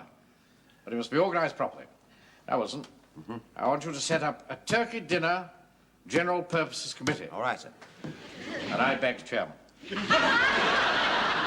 Now, in order to speed our deliberations, I've made a short list of the elements that have to come together to make a successful turkey dinner. Oh, trust him to make it long-winded. First of all, we have the turkey, which Corporal Jones's section has provided. Yeah, I heard about that. What did you do? Fix bayonets and charge? Now, don't you start, Mr. Owen, don't you start. He's a troublemaker, he is, sir. I don't understand why he has to be here at all. Mr. Hodges has booked the hall for this evening. It's only because he released it that you could have this meeting at all. I think we ought to propose a vote of thanks to Mr. Rogers. Don't you, Your Reverence? No, I don't. Please sit down, otherwise we shall be here all night. Now, when times were different, of course, turkey dinners would also include bacon, sausages, vegetables, roast potatoes, bread sauce, and last but not least, gravy. Yeah. And did you save the giblets? It makes lovely gravy, giblets does, with a pinch of salt. Yes, I think we saved the Of course giblets. I saved the giblets. Yeah. Oh, well, let's all give a vote of thanks to Mr. Jones for saving the giblets. Don't you start. No, Uncle Arthur, what's giblets? Really, I mean, it's the inside of the turkey, isn't it? It's the liver, the kidneys, and all that, you know, and the, what do you call it, the gizzard, all that sort of thing. Well, I don't want gravy made out of that. Huh? Don't be so silly, Frank. You've had it dozens of times. Well, I wouldn't have if I'd known. My sister Dolly won't boil the giblets. She says the smell makes the Pekingese too excited. You know, that's very funny now, because my cat is like that about kippers, you know. It makes them jump around and run about and get all excited and... Can we get on? Yes, I quite agree. Don't let's get tied up with giblets at this stage of the affairs. We ought now to select someone, a volunteer preferably, to cook the turkey. My mum could cook it. And Mum can cook anything, can't she, Uncle Arthur? Well, answer the boy. Yeah, yes, of course, yes, of course you can, Frank. Of course you can. Well, Mrs. Fox is the finest cook what I've ever come across. Haven't I always said you were the finest cook, Mrs. Fox? Well, you've always been very nice about my dumplings. Perhaps we should put it to the vote. All those in favour of Mrs. Pike's cooking the turkey? 1, 2. Mrs. Fox?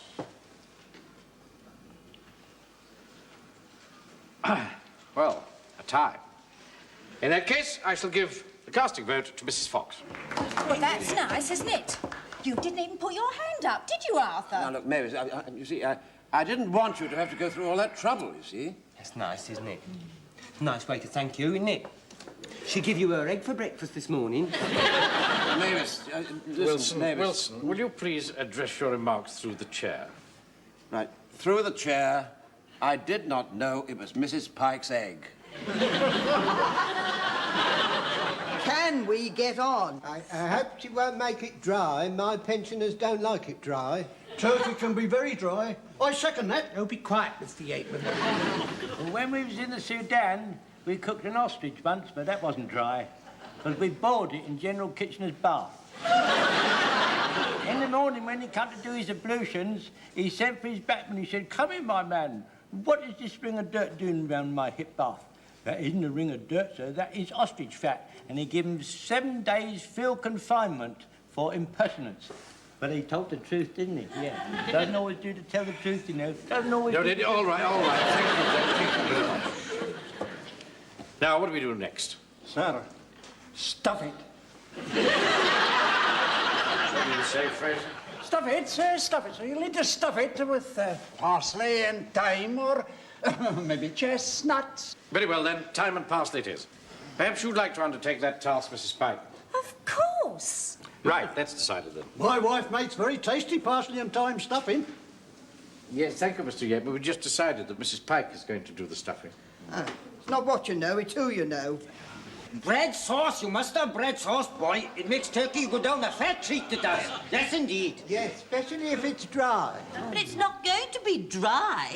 Mrs. Fox makes beautiful bread sauce. There shouldn't be too much onion in the bread sauce. Onion isn't good for old people. Make them excited, do it like the Pekingese. Don't you start being rude to Mr. Godfrey. He's a very wise man. Here, and another thing. Napoleon, is Corporal Jones serving the turkey as home guard or eating it as a pensioner? That's it, I've had enough.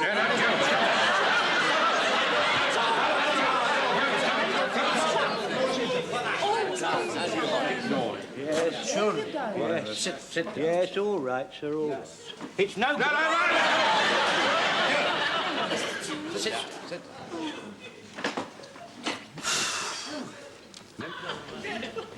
Now, with the exception of Mr. Blewett, we shall all be serving, of course. I shall supervise, but I'm afraid I shall have to leave a little early on that night because I'm guest speaker at the Rotary dinner. So that's why you sent your tickets back? Quiet. However, we can't do anything about serving the bird, of course, before it's cooked, so we mustn't leap ahead too fast. Too fast? God blimey, you'll only be halfway through talking before the time to bung the bird in the oven. Can we turn our attention to the gravy? Oh, my wife makes good gravy. Oh, damn right. Everything else is burnt to a cinder. But the gravy, you never tasted anything like it. Life has its compensations, that's what I say. Oh, Lord. Can we get on? Yeah, we are getting on, Wilson. Right, we'll put Mrs. Cheeseman down then to make the gravy. Right, old boy. Right. Now, that brings me to the vegetables. Vegetables pose rather a bigger problem, if I may say so. Not only on account of their availability, but because of the sheer bulk of material involved. First in cooking. Yes. That's it. There you are, love. Thank you, Mr. Fraser.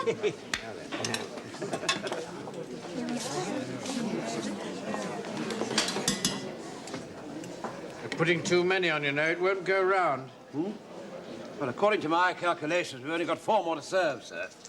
Yeah, don't splash. I don't want to go on my tails. Oh, sorry, sir, but the way you've got yourself covered up, I don't think there's much chance of that. Yes. Oh, There we are, boy. There we are. There's too much onion in it in spite of my warning. Aye. And the gravy's too thick. I mind when I was a wee bit laddie on the wild and lonely Isle of Barra. My mother made gravy. It was thin and weak. And my father used to belt us regular as clockwork every night. But it made men of us. Here, come on, hurry up. The first ones will be finished before the last ones are served. Are you eating? What if I am? This is for the old people, not for you. Why, it's only a bit of old skin. Right, Mr. Mannering, sir. It's Mr. Blewett, sir. What's the matter with it? He wonders if you can put it through the mincer. You haven't got a mincer here? Cut it up for him. Right, very good, sir. Mr. Mannering? Yes? Some of them are asking what's happened to the parson's nose. Now, look here, Pike. I can't be bothered with details like that. I've got 32 dinners to serve. Only asked.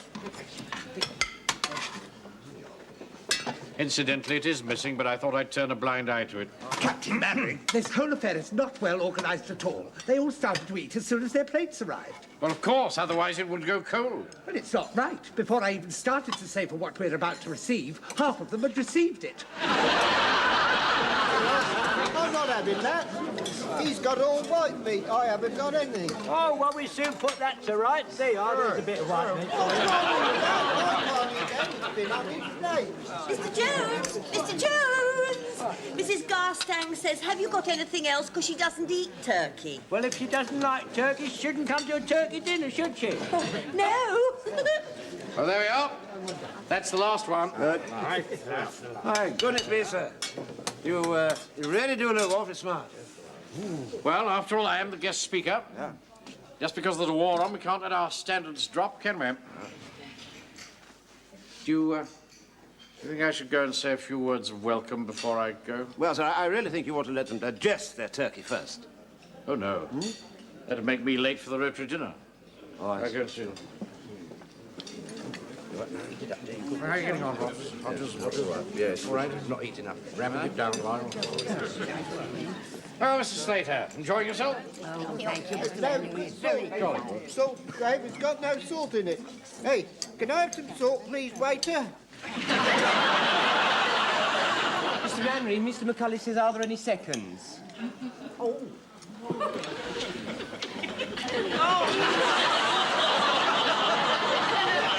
Stupid boy, look what you've done. Not stupid.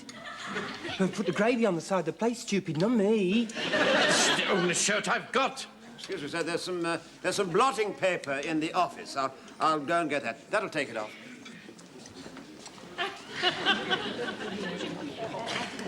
I'm sorry, Mr. Manning, if I got gravy all over you, Dickie. It is not a Dickie, Pike. You are, sir. Now, you try this, sir. Careful, Wilson. There you are, sir. There you are. It's much better. Much, much better. You see, you can hardly notice it. Oh, look, you've got a little mark on your Dickie, Mr. Mannering. It is not a Dickie, he said so. Well, never mind, I know. We'll put a little bit of white enamel paint on that. And that won't notice, and it'll stop it from obtruding, won't it? More gravy wanted for the top table. All right, won't be a minute. Now, do it very carefully. Yeah, right, there we are. There we are. There. That's right. There. See? There, that doesn't show now, does it? Oh, really, Jones? Anyone got any black paint? This is ridiculous. I can't get on my feet as the guest speaker with paint all over my tails. I've got some at home, sir. Oh, they wouldn't fit, Uncle Arthur. No, not somebody as round as Mr. Mannering. I think I have the answer, sir. Why don't you pretend you've hurt your arm and make a sling out of your scarf? Good idea, son. Cover up the mark of treat. Yeah, go on, you give it a try, Mr. Manning. I'll make you look very, very brave during your speech. Jones is right, you know, sir. I mean, if you wince, you know, every now and again, I mean, you'll get twice the applause at the end. That's right, sir. There you are. Nobody will ever know. Yes, and you look very brave, Mr. Mannering. Yes, well, I'm really very cross. However, just like our boys to show resourcefulness in an emergency.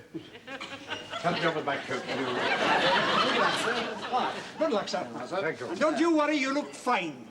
Good luck, Mr. Mannering. And I'm not a stupid boy, am I? No, I'm very sorry about that, Pike.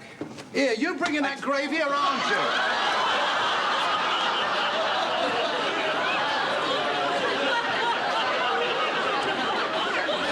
Stupid.